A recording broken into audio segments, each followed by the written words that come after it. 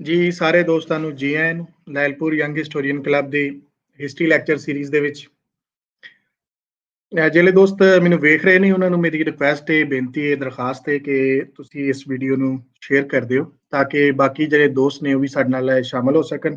ਔਰ ਅੱਜ ਦੇ ਇਸ ਬਹੁਤ ਹੀ ਅਹਿਮ ਸੈਸ਼ਨ ਦੇ ਵਿੱਚ ਸਾਰੇ ਦੋਸਤ ਜਿਹੜੇ ਨੇ ਉਹ ਮਿਲ ਕੇ ਅਸੀਂ ਅੱਜ ਦੀ ਗੱਲਬਾਤ ਦੇ ਬਾਰੇ ਜਿਹੜੀ ਇਹ ਪੂਰੀ ਤਰੀਕੇ ਨਾਲ ਅਸੀਂ ਉਹਨੂੰ ਸਮਝ ਸਕੀਏ ਔਰ ਉਹਦੇ ਤੇ ਗੱਲਬਾਤ ਉਹਦੇ ਚ ਆਪਣਾ ਵੀ ਹਿੱਸਾ ਪਾ ਸਕੀਏ। ਜਿਹੜੇ ਦੋਸਤ ਸਾਡੇ ਨਾਲ ਆਉਣਗੇ ਉਹਨਾਂ ਨੂੰ ਜਿਸ ਤਰ੍ਹਾਂ ਕਿ ਸਾਡੀ ਇੱਕ ਤਰੀਕਾਕਾਰ ਇੱਕ ਦੋਸਤ ਕਮੈਂਟ ਦੇ ਵਿੱਚ ਆਪਣੇ ਸਵਾਲ ਵੀ ਕਰ ਸਕਦੇ ਨੇ ਔਰ ਆਪਣੀ ਕੋਈ ਗੱਲ ਵੀ ਰੱਖ ਸਕਦੇ, ਰਾਏ ਵੀ ਦੇ ਸਕਦੇ ਨੇ। ਮੈਂ ਸਾਰੇ ਦੋਸਤਾਂ ਨੂੰ ਦੱਸਦੇ ਜਾਵਾਂ, ਅੱਜ ਸਾਡੇ ਨਾਲ ਬਹੁਤ ਸਾਰੇ ਨਵੇਂ ਦੋਸਤ ਜਿਹੜੇ ਸਾਨੂੰ ਵੇਖਣ ਆਏ ਹੋਏ ਨੇ ਉਹਨਾਂ ਦੇ ਵਾਸਤੇ ਮੈਂ ਗੱਲ ਕਰਦਾ ਜਾਵਾਂ ਕਿ Lyallpur young historian club basically young historians ਦਾ ਇੱਕ ਕਲੱਬ ਹੈ ਜਿਹੜਾ ਲਾਇਲਪੁਰ ਦੇ ਵਿੱਚ ਕੰਮ ਕਰ ਰਿਹਾ। ਪਿਛਲੇ 1 ਸਾਲ ਤੋਂ ਅਸੀਂ ਆਨਲਾਈਨ ਹੁਣ ਕੰਮ ਸ਼ੁਰੂ ਕੀਤਾ, ਇਸ ਤੋਂ ਪਹਿਲੇ ਵੀ ਅਸੀਂ ਕੰਮ ਕਰਦੇ ਰਹੇ ਔਰ ਮੁxtਲਿਫ ਪੰਜਾਬੀ ਦੇ ਹਵਾਲੇ ਨਾਲ ਔਰ ਇਸ ਪੰਜਾਬ ਦੀ ਹਿਸਟਰੀ ਦੇ ਹਵਾਲੇ ਨਾਲ ਸਾਡੇ ਬੇਸਿਕਲੀ 3 ਪ੍ਰੋਗਰਾਮ ਅੱਜ ਕੱਲ੍ਹ ਚੱਲ ਰਹੇ ਨੇ। ਹਿਸਟਰੀ ਲੈਕਚਰ ਸੀਰੀਜ਼ ਹੈ, ਬੁੱਕ ਆਫ ਦਾ ਵੀਕ ਹੈ ਔਰ ਸਿਟੀ ਐਜ਼ ਇਟ ਵਾਸ ਹੈ। ਅਸੀਂ ਇਹਨਾਂ ਤਿੰਨਾਂ ਸੈਗਮੈਂਟ ਦੇ ਵਿੱਚ ਆਪਣੀਆਂ ਪੰਜਾਬ ਦੀ ਤਾਰੀਖ ਨੂੰ ਵੇਖਣ ਦੀ ਕੋਸ਼ਿਸ਼ ਕਰਨੇ। ਸੋ ਅੱਜ ਦਾ ਜਿਹੜਾ ਇੱਕ ਬਹੁਤ ਹੀ ਅਹਿਮ ਸਾਡੇ ਨਾਲ ਸੈਸ਼ਨ ਹੈ ਔਰ ਉਸ ਸੈਸ਼ਨ ਮੈਂ ਸਮਝਦਾ ਹਾਂ ਕਿ ਇਸ ਹਵਾਲੇ ਨਾਲ ਵੀ ਬਹੁਤ ਮੇਰੇ ਵਾਸਤੇ ਬਹੁਤ ਅਹਿਮ ਸੈਸ਼ਨ ਹੈ ਕਿ ਅਸੀਂ ਕਈ ਸਾਲਾਂ ਤੋਂ ਜਿਹੜਾ ਅਸੀਂ ਵੇਖਦੇ ਤੁਰੇ ਆਉਂਦੇ ਹਾਂ ਕਿ ਸਟੂਡੈਂਟ ਪੋਲਿਟਿਕਸ ਦੇ ਹਵਾਲੇ ਨਾਲ ਜਾਂ ਨੌਜਵਾਨ ਪੀੜ੍ਹੀ ਜਾਂ ਸਾਡੀ ਜਿਹੜੀ ਹੁੰਦੀ ਹੈ ਇਸ ਵੇਲੇ ਦੀ ਨਸਲ ਹੈ ਉਹਨੂੰ ਜਿਹੜਾ ਕਿਹਾ ਜਾਂਦਾ ਹੈ ਕਿ ਜੀ ਇਹ ਉਸ ਤਰ੍ਹਾਂ ਪੋਲੀਟੀਕਲ ਨਹੀਂ ਰਹੀ, ਉਸ ਤਰ੍ਹਾਂ ਇਹਨਾਂ ਨੂੰ ਸਮਝ ਨਹੀਂ। ਲੇਕਿਨ ਹੁਣ ਜਿਸ ਤਰ੍ਹਾਂ ਇੱਕ ਮੌਕਾ ਬਣਿਆ ਔਰ ਉਹਦੇ ਤੇ ਜਿਹੜੇ ਸਾਡੇ ਯੂਥ ਹੈ ਉਹਨੇ ਆ ਕੇ ਗੱਲਬਾਤ ਕੀਤੀ, ਨੌਜਵਾਨ ਪੀੜ੍ਹੀ ਨੇ ਆ ਕੇ ਗੱਲਬਾਤ ਕੀਤੀ।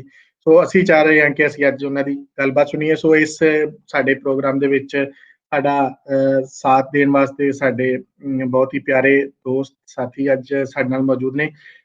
ਸਾਡੇ ਨਾਲ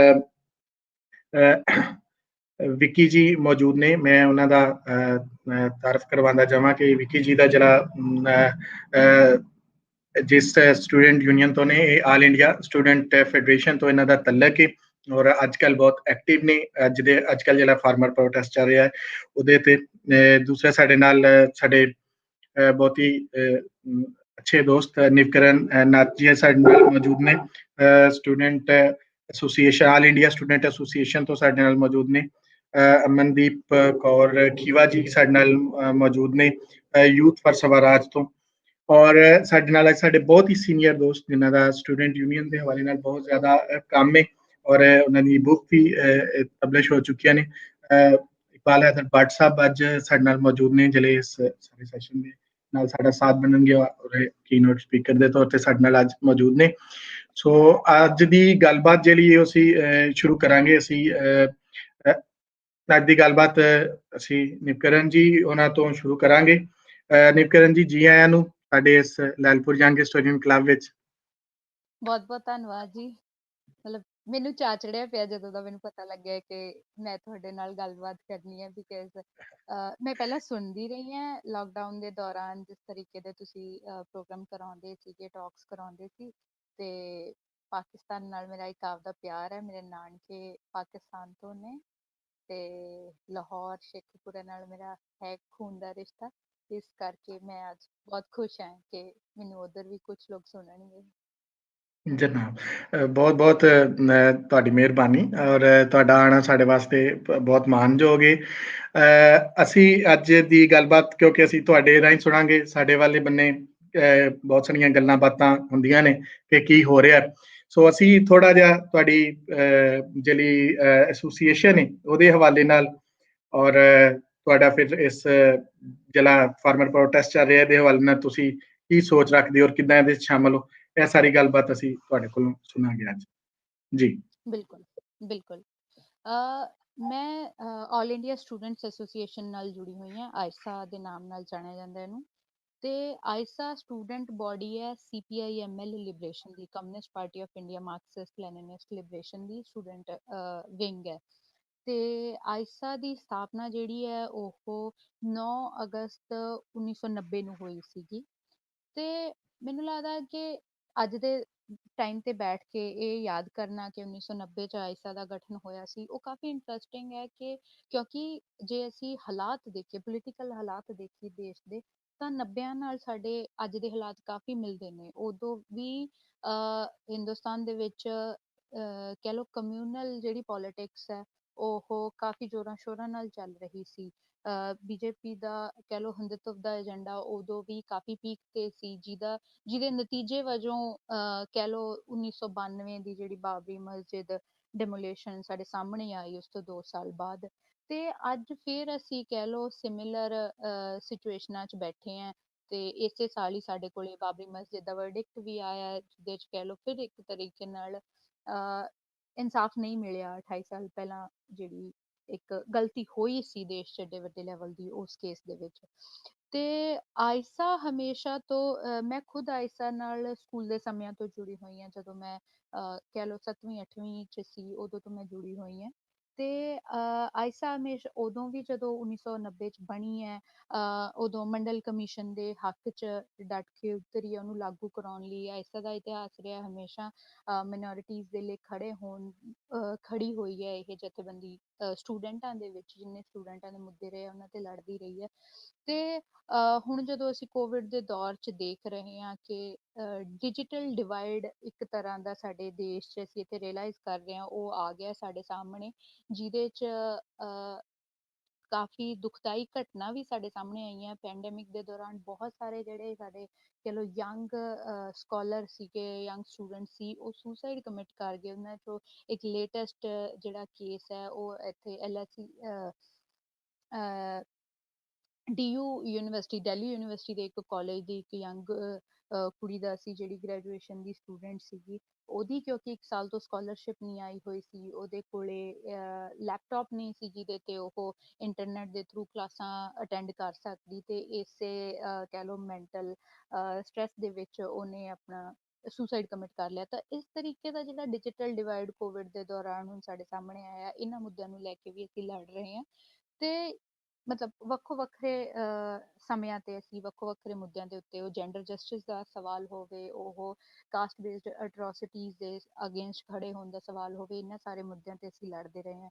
ਤੇ ਅੱਜ ਜਦੋਂ ਅਸੀਂ ਕਹਿ ਲਓ ਕਿ ਕਿਸਾਨ ਦੇਸ਼ ਭਰ ਚੋਂ, ਇੱਥੇ ਮੈਂ ਇਸ ਸ਼ਬਦ ਤੇ ਜ਼ੋਰ ਦੇਣਾ ਚਾਹੁੰਦੀ ਹਾਂ, ਦੇਸ਼ ਭਰ ਚੋਂ ਜਦੋਂ ਕਿਸਾਨ ਅੱਜ ਉੱਠੇ ਨੇ ਇਹਨਾਂ ਕਾਨੂੰਨਾਂ ਦੇ ਖਿਲਾਫ, ਜਿਹੜੇ ਰੀਸੈਂਟ ਕਹਿ ਲਓ ਫਾਰਮਰ ਲਾਜ਼ ਆਏ ਨੇ, ਤਾਂ ਉਦੋਂ ਵੀ ਅਸੀਂ ਸੰਗਠਨ ਦੇ ਤੌਰ ਤੇ ਵੀ ਨਾਲ ਖੜੇ ਹਾਂ। ਤੇ ਮੈਂ, ਕਿਉਂਕਿ ਮੇਰਾ ਇੱਕ ਪੰਜਾਬ ਦਾ ਖੁਦ ਦਾ ਬੈਕਗਰਾਊਂਡ ਹੈ, ਮੈਂ ਖੁਦ ਕਿਸਾਨੀ ਪਰਿਵਾਰ ਚੋਂ ਹੈ, ਤੇ ਉਸ ਨਾਤੇ ਵੀ ਮੈਂ ਅੱਜ ਇਹਨਾਂ ਅੰਦੋਲਨਾਂ ਦਾ ਹਿੱਸਾ ਹਾਂ।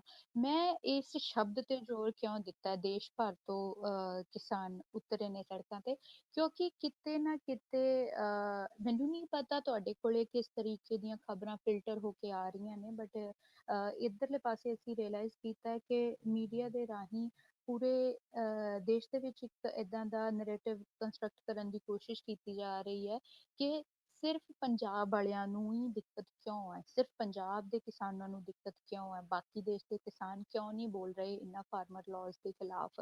ਇਸ ਕਰਕੇ ਮੈਂ ਕਿਹਾ ਦੇਸ਼ ਭਰ ਦੇ ਕਿਸਾਨ, ਕਿਉਂਕਿ ਬੀਜੇਪੀ ਜਾਂ ਜੋ ਸਾਡੀ ਇਸ ਟਾਈਮ ਕਹਿ ਲਓ ਮੌਜੂਦਾ ਸੈਂਟਰ ਸਰਕਾਰ ਹੈ, ਉਹ ਇਸ ਤਰੀਕੇ ਦਾ ਨੈਰੇਟਿਵ ਕ੍ਰੀਏਟ ਕਰਨ ਦੀ ਕੋਸ਼ਿਸ਼ ਕਰ ਰਹੀ ਹੈ, ਸੋ ਦੈਟ ਬਾਕੀਆਂ ਨੂੰ ਇੱਕ ਡਿਸਟੈਂਸ ਤੇ ਲੈ ਜਾਇਆ ਜਾਵੇ ਇਸ ਮੂਵਮੈਂਟ ਤੋਂ। ਤੇ ਜਿਹੜਾ ਉਹ ਇੱਕ ਖਾਲਿਸਤਾਨ ਵਾਲਾ ਏਜੰਡਾ ਵੀ ਸੋਸ਼ਲ ਮੀਡੀਆ ਦੇ ਥਰੂ ਪੋਰਟਰੇ ਕਰਨ ਦੀ ਕੋਸ਼ਿਸ਼ ਕੀਤੀ ਜਾ ਰਹੀ ਹੈ, ਉਹਨੂੰ ਥੋੜਾ ਹੋਰ ਪੁਸ਼ ਮਿਲ ਸਕੇ ਬੀਜੇਪੀ ਵੱਲੋਂ ਜਾਂ ਗੋਦੀ ਮੀਡੀਆ ਵੱਲੋਂ।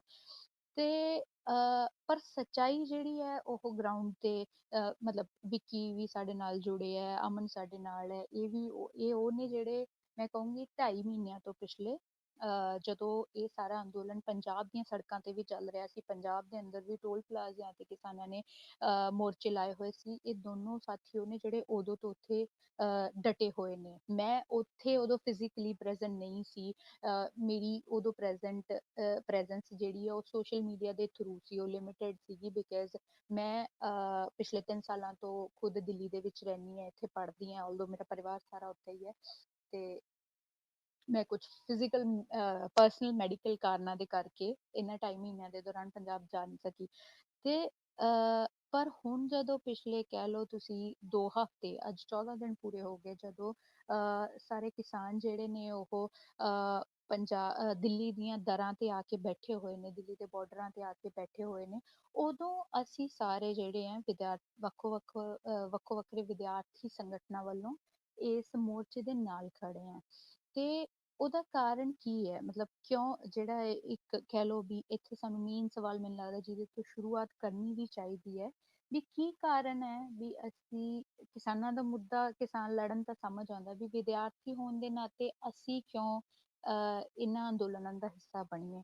ਉਹਦੇ ਤੇ ਮੈਂ ਥੋੜਾ ਜਿਹਾ ਗੱਲ ਕਰਨਾ ਚਾਹੁੰਦੀ ਹਾਂ। ਉਹਦੇ ਚ ਮੈਨੂੰ ਇਹ ਜ਼ਰੂਰ ਲੱਗਦਾ ਕਿ ਅਹ ਇੱਕ ਤਾਂ ਇਹ ਗੱਲ ਹੈ ਕਿ ਸਾਡੇ ਦੇਸ਼ ਦੀ ਵੱਡੀ ਜਿਹੜੀ ਇਕੋਨਮੀ ਹੈ ਉਹ ਖੇਤੀ ਤੇ ਨਿਰਧਾਰਿਤ ਹੈ। ਸਾਡੇ ਦੇਸ਼ ਦਾ ਇੱਕ ਵੱਡਾ ਹਿੱਸਾ ਖੇਤੀ ਕਰਦਾ ਹੈ, ਤੇ ਜਿਹੜੇ ਪਰਿਵਾਰ ਖੇਤੀ ਕਰਦੇ ਨੇ ਉਹਨਾਂ ਦੇ ਹੀ ਬੱਚੇ ਗਾਹਾਂ ਸਕੂਲਾਂ ਕਾਲਜਾਂ 'ਚ ਪੜ੍ਹਨ ਜਾਂਦੇ ਆ। ਸਾਡੇ ਚੋਂ ਬਹੁਤ ਸਾਰੇ ਉਹ ਨੇ ਜਿਹੜੇ ਖੇਤੀਬਾੜੀ ਨੂੰ ਨੇੜਿਓਂ, ਜਿਨ੍ਹਾਂ ਨੇ ਦੇਖਿਆ ਤੇ ਪਰਸਨਲੀ ਐਕਸਪੀਰੀਅੰਸ ਕੀਤਾ ਹੈ, ਉਹਦੀਆਂ ਦਿੱਕਤਾਂ ਨੂੰ ਸਮਝਦੇ ਨੇ। ਇੱਕ ਹਿੱਸਾ ਤਾਂ ਉਹ ਹੈ। ਦੂਜਾ ਹਿੱਸਾ ਸਾਡੇ ਚੋਂ ਉਹ ਵੀ ਹੈ ਜਿਹੜਾ ਕਿ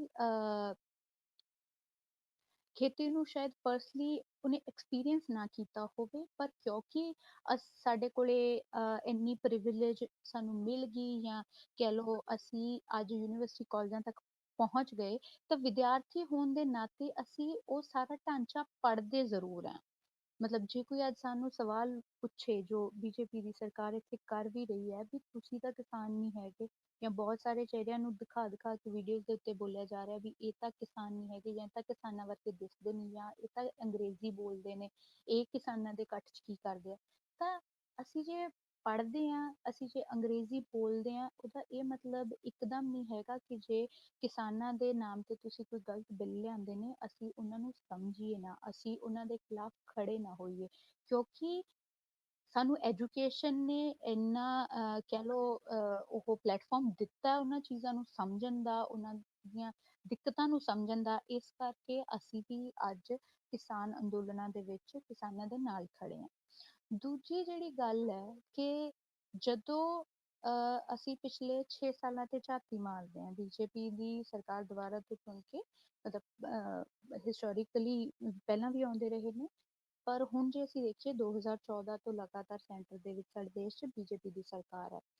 ਤੇ ਜਦੋਂ ਤੋਂ ਬੀਜੇਪੀ ਦੀ ਸਰਕਾਰ ਆਈ ਹੈ ਇਸ ਦੇਸ਼ ਦੇ ਵਿੱਚ, ਇੱਕ ਤੋਂ ਬਾਅਦ ਇੱਕ ਲਗਾਤਾਰ ਵੱਖੋ ਵੱਖਰੇ ਸਮਾਜਿਕ ਤਬਕਿਆਂ ਦੇ ਉੱਤੇ ਹਮਲਾ ਕੀਤਾ ਗਿਆ। ਉਹ ਫਿਰ ਜਿਹੜੀਆਂ ਕਾਸਟ ਮਾਈਨੋਰਿਟੀਜ਼ ਹੋਵੇ, ਬੇਸ਼ੱਕ ਉਹ ਹੋਣ, ਕਿਉਂਕਿ ਸਾਡੇ ਸਾਹਮਣੇ ਉਹਨਾਂ ਵਰਗੇ ਕਾਂਡ ਜਿਹੜੇ ਆਏ ਸੀ ਗੁਜਰਾਤ ਦੇ ਵਿੱਚ, ਉਹਨਾਂ ਦੇ ਵਿੱਚ 5 ਦਲਿਤ ਨੌਜਵਾਨਾਂ ਨੂੰ ਗੱਡੀ ਦੇ ਪਿੱਛੇ, ਬੁਲੈਰੋ ਗੱਡੀ ਜਾਂ ਸਕਾਰਪੀਓ ਗੱਡੀ ਦੇ ਪਿੱਛੇ ਬੰਨ੍ਹ ਕੇ ਉਹਨਾਂ ਨੂੰ ਪੂਰੇ ਏਰੀਏ ਦੇ ਵਿੱਚ ਘੁਮਾਇਆ ਗਿਆ ਸੀ, ਉਹਨਾਂ ਨੂੰ ਬਰੂਟਲੀ ਟੌਰਚਰ ਕੀਤਾ ਗਿਆ ਸੀ, ਕਿਉਂਕਿ ਉਹਨਾਂ ਦੀ ਜਿਹੜੀ ਕਾਸਟ ਹੈ ਉਹ ਮਿਨੋਰਿਟੀ ਕਾਸਟ ਤੋਂ ਬਿਲੋਂਗ ਕਰਦੇ ਸੀਗੇ। ਇਸ ਤਰੀਕੇ ਦੀਆਂ ਕਾਸਟ ਜਿਹੜੀਆਂ ਕਹਿ ਲਓ ਅਟਰੋਸਿਟੀਜ਼ ਸਾਡੇ ਸਾਹਮਣੇ ਆਈਆਂ ਨੇ। ਰਿਲੀਜੀਅਸ ਮਾਈਨੋਰਿਟੀ ਦੇ ਉੱਤੇ ਜਿਹੜੀਆਂ ਅਟਰੋਸਿਟੀਜ਼ ਸਾਡੇ ਸਾਹਮਣੇ ਆਈਆਂ ਨੇ ਦੇਸ਼ ਦੇ ਵਿੱਚ, ਮੁਸਲਮਾਨਾਂ ਦੇ ਉੱਤੇ ਹਮਲਾ, ਕ੍ਰਿਸਚਨਸ ਦੇ ਉੱਤੇ ਹਮਲਾ, ਇਹ ਲਗਾਤਾਰ ਪਿਛਲੇ ਸਾਲਾਂ 'ਚ ਸਾਡੇ ਸਾਹਮਣੇ ਆਇਆ। ਫਿਰ ਅਸੀਂ ਦੇਖੀਏ ਕਿ ਐਜੂਕੇਸ਼ਨ ਸੈਕਟਰ ਦੇ ਵਿੱਚ ਲਗਾਤਾਰ ਕਹਿ ਲਓ ਪਿਛੜੇ ਵਰਗ ਨੂੰ ਬਾਹਰ ਤੱਕ ਧੱਕਣ ਦੀ ਕੋਸ਼ਿਸ਼ ਕੀਤੀ ਗਈ ਹੈ। ਜਿੰਨੇ ਵੱਡੇ ਸਰਕਾਰੀ ਇੰਸਟੀਟਿਊਟ ਸੀ, ਪਬਲਿਕ ਐਜੂਕੇਸ਼ਨ ਦੇ ਸੈਂਟਰ ਸੀ, ਉਹਨਾਂ ਦੇ ਵਿੱਚ ਫੀਸ ਕੱਟ ਕੀਤਾ ਗਿਆ, ਉਹਨਾਂ ਦੇ ਵਿੱਚ ਸਕੋਲਰਸ਼ਿਪਸ ਜਿਹੜੀਆਂ ਨੇ ਉਹ ਘਟਾ ਦਿੱਤੀਆਂ ਗਈਆਂ, ਜਾਂ ਉਹਨਾਂ ਦੀ ਕੀਮਤ, ਮਤਲਬ ਅਮਾਊਂਟ ਵੀ ਘਟਾ ਦਿੱਤੀ ਗਈ, ਤੇ ਨੰਬਰ ਆਫ ਸਕੋਲਰਸ਼ਿਪਸ ਘਟਾ ਦਿੱਤੀਆਂ ਗਈਆਂ ਨਾ। ਲਗਾਤਾਰ ਕਹਿ ਲਓ ਐਜੂਕੇਸ਼ਨ ਨੂੰ ਪ੍ਰਾਈਵੇਟ ਕਰਨ ਵੱਲ ਨੂੰ ਵਧੀ ਇਹ ਸਰਕਾਰ। ਤੇ ਉਸ ਤੋਂ ਬਾਅਦ ਪ੍ਰੋਮਿਸ ਕੀਤਾ ਗਿਆ ਸੀ ਸਾਡੇ ਨਾਲ ਕਿ ਜਦੋਂ ਅਸੀਂ ਆਵਾਂਗੇ ਤਾਂ ਹਰ ਦੇਸ਼ ਵਿੱਚ ਹਰ ਸਾਲ 2 ਕਰੋੜ ਨਵੇਂ ਰੁਜ਼ਗਾਰ ਆਉਣਗੇ, ਬਟ ਸੱਚਾਈ ਇਹ ਹੋਈ ਕਿ ਲਗਾਤਾਰ ਪਿਛਲੇ 6 ਸਾਲਾਂ ਤੋਂ ਦੇਸ਼ 'ਚ ਬੇਰੁਜ਼ਗਾਰੀ ਦੀ ਦਰ ਵੱਧਦੀ ਜਾ ਰਹੀ ਹੈ। ਤਾਂ ਇਸ ਕਰਕੇ ਅਸੀਂ ਨੋਟ ਕੀਤਾ ਕਿ ਹਮੇਸ਼ਾ ਇੱਕ ਤੋਂ ਬਾਅਦ ਦੂਜੇ ਤਬਕੇ ਦੇ ਉੱਤੇ, ਇੱਕ ਤੋਂ ਬਾਅਦ ਦੂਜੇ ਤਰੀਕੇ ਦੇ ਨਾਲ ਹਮਲੇ ਕੀਤੇ ਗਏ ਨੇ। ਤੇ ਮੈਨੂੰ ਲੱਗਦਾ ਕਿ ਅੱਜ ਜਦੋਂ ਹਾਂ ਪਿਛਲੇ ਸਮਿਆਂ 'ਚ ਸੀਏਐਨ ਐਨਆਰਸੀ ਐਨਪੀਆਰ ਦੇ ਅਗੇਂਸਟ ਦੇਸ਼ ਦੇ ਵਿੱਚ ਇੱਕ ਵੱਡੀ ਮੂਵਮੈਂਟ ਖੜੀ ਹੋਈ ਇੰਡੀਆ ਦੇ ਵਿੱਚ, ਹੈ ਨਾ। ਪਰ ਉਦੋਂ ਵੀ ਕਿਉਂਕਿ ਉੱਥੇ ਰਿਲੀਜੀਅਸ ਮਾਈਨੋਰਿਟੀਜ਼ ਇਨਵੋਲਵਡ ਸੀ, ਉਹ ਸਵਾਲ ਇੱਦਾਂ ਦਾ ਸੀਗਾ, ਕਿਉਂਕਿ ਮੁਸਲਿਮ ਕਮਿਊਨਿਟੀ ਨੂੰ, ਜੋ ਕਿ ਇੱਕ ਵੱਡਾ ਰੋਲ ਪਲੇ ਕਰ ਰਹੇ ਸੀ, ਸਿੱਖ ਜੋ ਵਿੱਚ ਉਹਦਾ ਇੱਕ ਹਿੱਸਾ ਸੀਗੇ ਮੂਵਮੈਂਟ ਦੇ ਵਿੱਚ, ਉਹ ਰਿਲੀਜੀਅਸ ਮਾਈਨੋਰਿਟੀ ਨੂੰ ਇੱਥੇ ਟਾਰਗੇਟ ਕਰਨਾ, ਕਿਉਂਕਿ ਸਾਲਾਂ ਬੱਧੀ ਬੀਜੇਪੀ ਨੇ ਮੁਸਲਮਾਨਾਂ ਦੇ ਖਿਲਾਫ ਇੱਕ ਦੇਸ਼ ਮਾਹੌਲ ਬਣਾਉਣ ਦੀ ਕੋਸ਼ਿਸ਼ ਕੀਤੀ ਸੀ। ਇਸ ਕਰਕੇ CANRC ਦੇ ਟਾਈਮ ਤੇ ਇਹਨਾਂ ਲਈ ਉਸ ਸਾਰੀ ਮੂਵਮੈਂਟ ਨੂੰ ਐਂਟੀ ਨੈਸ਼ਨਲ ਕਹਿ ਕੇ ਉਹਨੂੰ ਇੱਕ ਟੈਗ ਲਾ ਦੇਣਾ ਦੇਸ਼ ਵਿਰੋਧੀ ਹੋਣ ਦਾ, ਉਹ ਇਹਨਾਂ ਨੇ ਕਰਨ ਦੀ ਕੋਸ਼ਿਸ਼ ਕੀਤੀ ਹੈ ਨਾ। ਤੇ ਬਾਅਦ ਚੋਂ ਉਹ ਇੰਨੀ ਸਸਟੇਨੇਬਲ ਮੂਵਮੈਂਟ ਨੂੰ ਵੀ ਇਹਨਾਂ ਨੇ ਕੋਵਿਡ ਦੇ ਨਾਂ ਤੇ ਇੱਕਦਮ ਖਰਾਬ ਕੀਤਾ, ਇੱਕਦਮ ਡਿਮੋਲਿਸ਼ ਕੀਤਾ। ਤੇ ਐਡੀਆਂ ਵੱਡੀਆਂ ਵੱਡੀਆਂ ਕਹਿ ਲਓ ਅੰਦੋਲਨ ਉੱਠਣ ਤੋਂ ਬਾਅਦ ਵੀ ਜਦੋਂ ਕੋਈ ਉਹਦਾ ਸਿੱਟਾ ਨਹੀਂ ਨਿਕਲਿਆ, ਕੋਈ ਵੀ ਮੂਵਮੈਂਟ ਸਿੱਟਾ ਕੋਣ ਕਹਿ ਲਓ ਸਟੇਜ ਤੇ ਨਹੀਂ ਪਹੁੰਚ ਸਕੀ, ਤਾਂ ਉਸ ਤੋਂ ਬਾਅਦ ਮੈਨੂੰ ਲੱਗਦਾ ਕਿ ਅੱਜ ਜਦੋਂ 26 ਤੇ 27 ਨਵੰਬਰ ਦੇ ਜਿਹੜੇ ਵਿਜ਼ੂਅਲ ਸੀਗੇ, ਆਈ ਹੋਪ ਤੁਸੀਂ ਬਹੁਤ ਸਾਰਿਆਂ ਨੇ ਉਹਨਾਂ ਨੂੰ ਸੋਸ਼ਲ ਮੀਡੀਆ ਦੇ ਥਰੂ, ਨਿਊਜ਼ ਚੈਨਲਾਂ ਦੇ ਥਰੂ ਦੇਖਿਆ ਹੋਣਾ। ਜਦੋਂ ਪੰਜਾਬ ਦੇ ਕਿਸਾਨ ਪੰਜਾਬ ਤੋਂ ਤੁਰ ਕੇ ਦਿੱਲੀ ਤੱਕ ਪਹੁੰਚੇ ਸੀ, ਉਹਨਾਂ 2 ਦਿਨਾਂ ਦੇ ਦੌਰਾਨ ਜਿਸ ਤਰੀਕੇ ਨਾਲ ਕਿਸਾਨਾਂ ਨੂੰ ਰੋਕਣ ਦੀ ਕੋਸ਼ਿਸ਼ ਕੀਤੀ ਗਈ ਉਸ ਪੂਰੇ ਮਾਰਚ ਨੂੰ, ਤੇ ਜਿੰਨੇ ਕਹਿ ਲਓ ਸਲੀਕੇ ਦੇ ਢੰਗ ਨਾਲ ਕਿਸਾਨ ਜਥੇਬੰਦੀਆਂ ਜਾਂ ਉਹਨਾਂ ਜਥੇਬੰਦੀਆਂ ਦੇ ਨਾਲ ਸ਼ਾਮਿਲ ਲੋਕਾਂ ਨੇ ਉਹਨਾਂ ਸਾਰੀਆਂ ਰੋਕਾਂ ਨੂੰ ਹਟਾਉਂਦੇ ਹੋਏ ਬਹੁਤ ਹੀ ਸ਼ਾਂਤੀਪੂਰਵਕ ਢੰਗ ਨਾਲ ਆਪਣਾ ਮਾਰਚ ਇੱਕ ਏਕਤਾਬੱਧ ਤਰੀਕੇ ਨਾਲ ਅੱਗੇ ਤੋਰਿਆ। ਮੈਨੂੰ ਲੱਗਦਾ ਉਹਨਾਂ 2 ਦਿਨਾਂ ਦੇ ਵਿਜ਼ੂਅਲਸ ਨੇ ਨਾ ਦੇਸ਼ ਦੇ ਸਾਰੇ ਉਹਨਾਂ ਤਬਕਿਆਂ 'ਚ ਇੱਕ ਉਮੀਦ ਦੀ ਕਿਰਨ ਜਗਾਤੀ ਫਿਰ ਤੋਂ, ਜਿਨ੍ਹਾਂ ਨੂੰ ਲੱਗਦਾ ਸੀ ਕਿ ਇੰਨੇ ਵੱਡੇ ਅੰਦੋਲਨ ਲੜਨ ਤੋਂ ਬਾਅਦ ਵੀ ਸਾਡੇ ਕੋਲ ਕੋਈ ਸਿੱਟਾ ਨਿਕਲਿਆ ਨੀਗਾ, ਜਿਹਦੇ ਕਰਕੇ ਅੱਜ ਉਹ ਸਾਰੇ ਤਬਕੇ ਵੀ ਇਸ ਅੰਦੋਲਨ ਦਾ ਹਿੱਸਾ ਬਣ ਗਏ ਨੇ, ਜਿਹਦੇ ਕਰਕੇ ਹੁਣ ਇਹ ਸਿਰਫ ਤੇ ਸਿਰਫ ਕਿਸਾਨਾਂ ਦਾ ਅੰਦੋਲਨ ਨਾ ਰਹਿ ਕੇ ਕਿਸਾਨੀ ਇਸਨੂੰ ਲੀਡ ਕਰ ਰਹੀ ਹੈ, ਇਸ ਦੇਸ਼ ਦੇ ਹਰ ਤਬਕੇ ਦਾ ਕਹਿ ਲਓ ਅੰਦੋਲਨ ਬਣ ਗਿਆ। ਤੇ ਉਹਦੇ 'ਚ ਅਸੀਂ ਵੀ ਇੱਕ ਹਿੱਸਾ, ਉਹਦੇ 'ਚ ਸਟੂਡੈਂਟ ਵੀ ਇੱਕ ਹਿੱਸਾ ਨੇ ਜਿਹੜਾ ਆਪਦੇ ਏਦਾਂ ਬਣਦਾ ਰੋਲ ਨਿਭਾ ਰਹੇ ਨੇ, ਜਿਹੜੇ ਇਹਨਾਂ 3 ਕਾਨੂੰਨਾਂ ਨੂੰ ਵੀ ਬਾਖੂਬੀ ਸਮਝਦੇ ਨੇ, ਜਿਨ੍ਹਾਂ ਨੂੰ ਲੈ ਕੇ ਅਸੀਂ ਸੜਕਾਂ ਤੇ ਹਾਂ ਅੱਜ, ਤੇ ਜਿਹੜੇ ਉਸ ਤੋਂ ਇਲਾਵਾ ਓਵਰਆਲ ਇਸ ਸਰਕਾਰ ਦੀ ਜਿਹੜੀ ਇੱਕ ਕਹਿ ਲਓ ਮਨਸ਼ਾ ਹੈ ਪੂਰੇ ਦੇਸ਼ ਦੇ ਪਬਲਿਕ ਸੈਕਟਰ ਨੂੰ ਖਤਮ ਕਰਕੇ ਉਹਨੂੰ ਪ੍ਰਾਈਵੇਟ ਕਰਨ ਦੀ, ਉਹਨੂੰ ਕਾਰਪੋਰੇਟ ਦੇ ਹੱਥਾਂ 'ਚ ਵੇਚਣ ਦੀ, ਅਸੀਂ ਉਹਨੂੰ ਵੀ ਬਾਖੂਬੀ ਪੜ੍ਹਦੇ ਹਾਂ, ਸਮਝਦੇ ਹਾਂ। ਇਸੇ ਕਰਕੇ ਮੈਨੂੰ ਲੱਗਦਾ ਅਸੀਂ ਅੱਜ ਇਹਨਾਂ ਅੰਦੋਲਨਾਂ ਦਾ ਹਿੱਸਾ ਵੀ ਹਾਂ। ਜੀ, ਤੁਸੀਂ ਨਵਕਿਰਨ ਜੀ ਸਾਡੇ ਨਾਲ ਰਹਿਣਾ, ਅਸੀਂ ਹੁਣ ਵਿੱਕੀ ਮਹੇਸ਼ਰੀ ਹੋਰਾਂ ਦੇ ਨਾਲ ਗੱਲਬਾਤ ਕਰਾਂਗੇ। ਵਿੱਕੀ ਜੀ ਆਲ ਇੰਡੀਆ ਸਟੂਡੈਂਟ ਫੈਡਰੇਸ਼ਨ ਦੇ ਜਨਰਲ ਸੈਕਟਰੀ ਨੇ ਅੱਜ ਸਾਡੇ ਨਾਲ। ਅਸੀਂ ਉਹਨਾਂ ਤੋਂ ਪਹਿਲਾਂ ਤੇ ਥੋੜਾ ਸਾਨੂੰ ਆਪਣੀ ਯੂਨੀਅਨ ਦੇ ਹਵਾਲੇ ਨਾਲ ਥੋੜਾ ਤਾਰਫ ਦੱਸ ਦਿਓ, ਔਰ ਤੁਹਾਡਾ ਕੀ ਪੁਆਇੰਟ ਹੈ, ਤੁਸੀਂ ਕਿੱਦਾਂ ਵੇਖਦੇ ਹੋ ਪੂਰੇ ਜਿਹੜਾ ਚੱਲ ਰਿਹਾ ਹੈ ਪ੍ਰੋਟੈਸਟ, ਉਹਦੇ ਵਿੱਚ ਤੁਹਾਡਾ ਕੀ ਪੁਆਇੰਟ ਹੈ ਜੀ? ਮੈਨੂੰ ਇਹ ਦੱਸ ਦਿਓ ਵੀ ਮੇਰੀ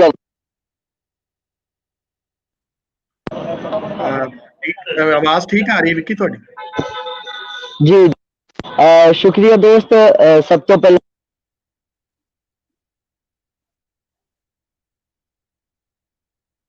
ਤੁਹਾਡੀ ਆਵਾਜ਼ ਇੱਕਦਮ ਗਾਇਬ ਹੋ ਗਈ ਹੈ, ਤੁਸੀਂ ਦੁਬਾਰਾ ਪਲੀਜ਼ ਇਹਨੂੰ ਵੇਖੋ ਜ਼ਰਾ। ਤੁਹਾਡੇ ਆਈ ਥਿੰਕ ਸੋ ਥੋੜਾ ਤੁਹਾਡੇ ਮਾਈਕ ਬੰਦ ਹੈ ਵਿੱਕੀ, ਤੁਹਾਡਾ ਮਾਈਕ ਬੰਦ ਹੈ, ਸ਼ਾਇਦ ਹੈਂਡ ਫ੍ਰੀ ਥੋੜੀ ਹਿਲ ਜਾਂਦੀ ਹੈ ਇਸ ਕਰਕੇ ਨਾ ਮਾਈਕ। ਜੀ ਹੁਣ ਠੀਕ ਹੈ ਜੀ, ਆ ਰਹੀ ਹੈ? ਹਾਂਜੀ ਹਾਂਜੀ, ਸਭ ਤੋਂ ਪਹਿਲਾਂ ਤਾਂ ਸਲਾਮ ਉਹਨਾਂ ਸਾਰੇ ਦੋਸਤਾਂ ਨੂੰ ਜੋ ਤੁਹਾਡੇ ਇਸ ਚੈਨਲ ਦੇ ਮਾਧਿਅਮ ਰਾਹੀਂ ਲੋਕ ਉਹ ਦੇਖ ਰਹੇ ਨੇ, ਉਹ ਲੋਕ ਜਿਨ੍ਹਾਂ ਨੂੰ ਅਸੀਂ ਇਸ ਜਗ੍ਹਾ ਤੇ ਬੈਠੇ ਹੋਏ ਬੇਸ਼ੁਮਾਰ ਮੁਹੱਬਤ ਕਰਦੇ ਹਾਂ, ਉਹ ਲੜਨ ਵਾਲੇ ਜੂਝਣ ਵਾਲੇ ਲੋਕ ਜਿਹੜੇ ਜਿਨ੍ਹਾਂ ਤੋਂ ਵਿਛੜਨਾ, ਜਿਨ੍ਹਾਂ ਤੋਂ ਵੱਖ ਹੋਣ ਦੇ ਲਈ ਇੱਕ ਬਾਰਡਰ ਕ੍ਰੀਏਟ ਹੋਏਗਾ ਇਸ ਧਰਤੀ ਤੇ, ਜਿਹੜਾ ਕਦੇ ਵੀ ਲੋਕਾਂ ਨੇ ਨਹੀਂ ਸੀ ਲੋਚਿਆ। ਬਹਰਹਾਲ ਆਲ ਇੰਡੀਆ ਸਟੂਡੈਂਟ ਫੈਡਰੇਸ਼ਨ ਵੱਲੋਂ ਮੈਂ ਵਿੱਕੀ ਮਹੇਸ਼ਰੀ ਮੌਜੂਦਾ ਤੌਰ ਤੇ ਨੈਸ਼ਨਲ ਜਨਰਲ ਸੈਕਟਰੀ ਦੇ ਤੌਰ ਤੇ ਆਪਣੀ ਜਿਹੜੀ ਇਸ ਆਰਗੇਨਾਈਜੇਸ਼ਨ ਦੇ ਝੰਡੇ ਥੱਲੇ ਕੰਮ ਕਰ ਰਿਹਾ, ਤੇ ਮੈਨੂੰ ਖੁਸ਼ੀ ਹੁੰਦੀ ਹੈ ਕਹਿੰਦੇ ਆ ਕਿਉਂਕਿ 1936 ਦੇ ਵਿੱਚ 12 ਅਗਸਤ 1936 ਦੇ ਵਿੱਚ ਦੇਸ਼ ਨੂੰ ਆਜ਼ਾਦ ਕਰਾਉਣ ਦੀ ਲੜਾਈ ਦੇ ਵਿੱਚ ਹਿੱਸਾ ਪਾਉਣ ਦੇ ਲਈ ਇਹ ਜਿਹੜਾ ਪਲੇਟਫਾਰਮ ਆ ਦੇਸ਼ ਪੱਧਰ ਦਾ ਪਹਿਲਾ ਵਿਦਿਆਰਥੀਆਂ ਦਾ ਸੰਗਠਨ ਬਣਿਆ।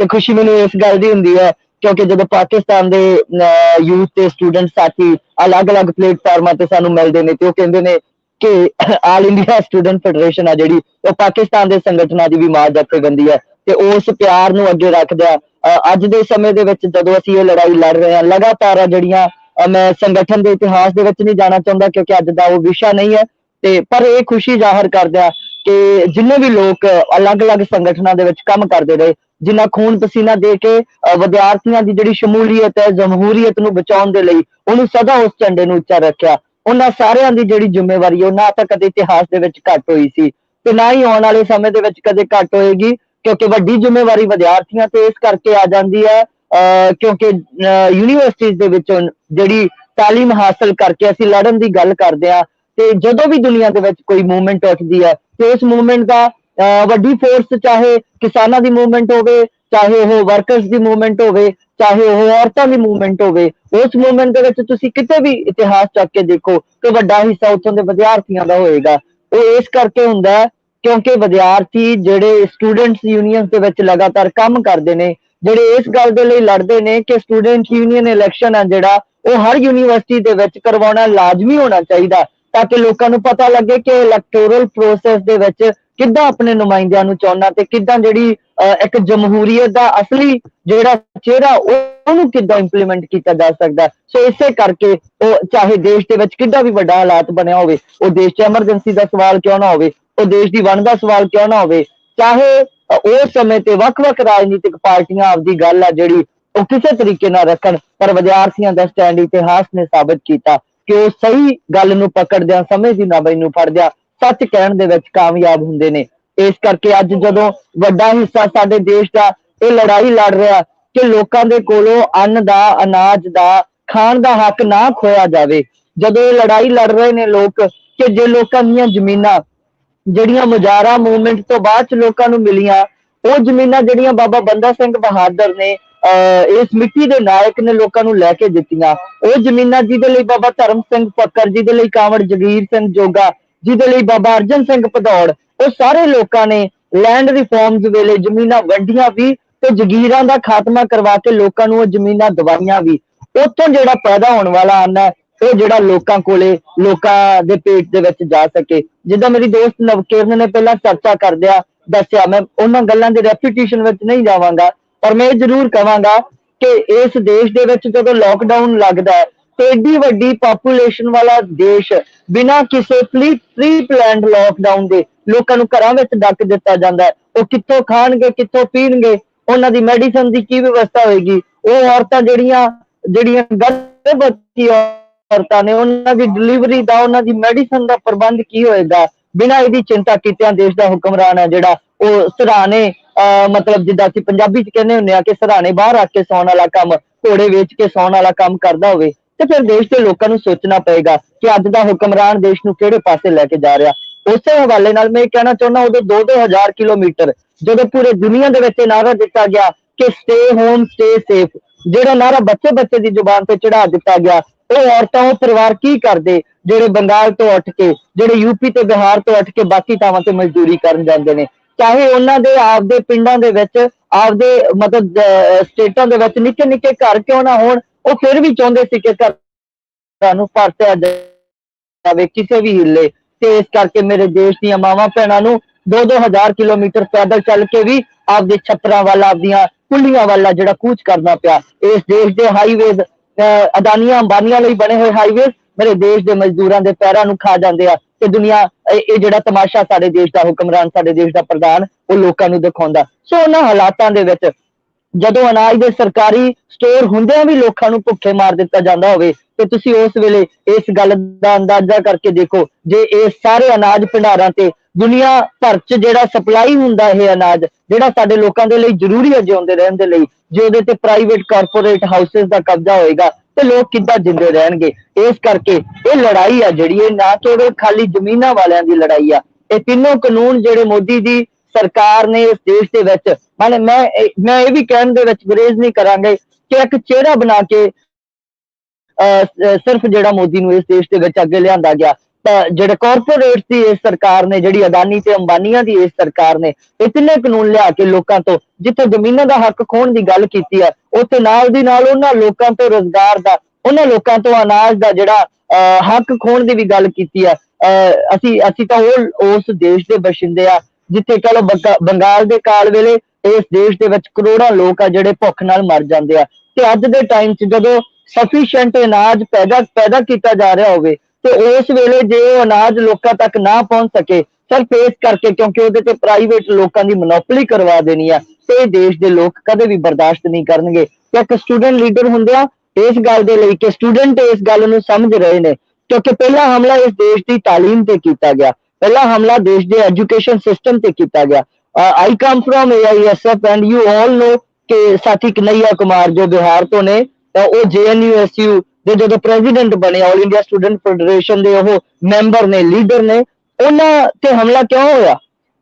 ਇਸੇ ਕਰਕੇ ਕਿਉਂਕਿ JNU ਵਰਗੀ ਯੂਨੀਵਰਸਿਟੀ, ਹੈਦਰਾਬਾਦ ਵਰਗੀ ਯੂਨੀਵਰਸਿਟੀ ਹੋਵੇ, BHU ਵਰਗੀ ਯੂਨੀਵਰਸਿਟੀ ਹੋਵੇ, ਸਾਰੀਆਂ ਯੂਨੀਵਰਸਿਟੀਆਂ ਜਿਹੜੀਆਂ ਤੁਹਾਨੂੰ ਸਿਖਾਉਂਦੀਆਂ ਨੇ ਕਿ ਸੱਚ ਕਿੱਦਾਂ ਕਹਿਣਾ, ਜਿਹੜੀਆਂ ਤੁਹਾਨੂੰ ਸਿਖਾਉਂਦੀਆਂ ਨੇ ਕਿ ਦੇਸ਼ ਦੇ ਵਿੱਚ ਜਦੋਂ ਸੰਸਦ ਆਵਾਰਾਗਰਦੀ ਤੇ ਉੱਤਰ ਆਵੇ ਤੇ ਸਟੂਡੈਂਟਸ ਨੂੰ ਸੜਕਾਂ ਤੇ ਉਤਰਨਾ ਪੈਂਦਾ, ਉਹ ਲੋਕ ਜਿਹੜੇ ਸਵਾਲ ਕਰਦੇ ਨੇ, ਜਿਹੜੀ ਐਜੂਕੇਸ਼ਨ ਤੁਹਾਨੂੰ ਆਪਣੀ ਗੱਲ ਰੱਖਣ ਦਾ ਜਿਹੜਾ ਹੌਸਲਾ ਦਿੰਦੀ ਹੈ, ਉਹਦੇ ਤੇ ਹਮਲਾ ਕੀਤਾ ਗਿਆ। ਸਾਥੀ ਰੋਹਿਤ ਵੈਮੁੱਲਾ ਦੀ ਸ਼ਹਾਦਤ ਇਸੇ ਚੋਂ ਹੈ, ਕਨਈਆ ਕੁਮਾਰ ਤੇ ਚੱਲ ਰਿਹਾ ਸੈਡੀਸ਼ਨ ਦਾ ਕੇਸ ਇਸੇ ਚੋਂ ਹੈ।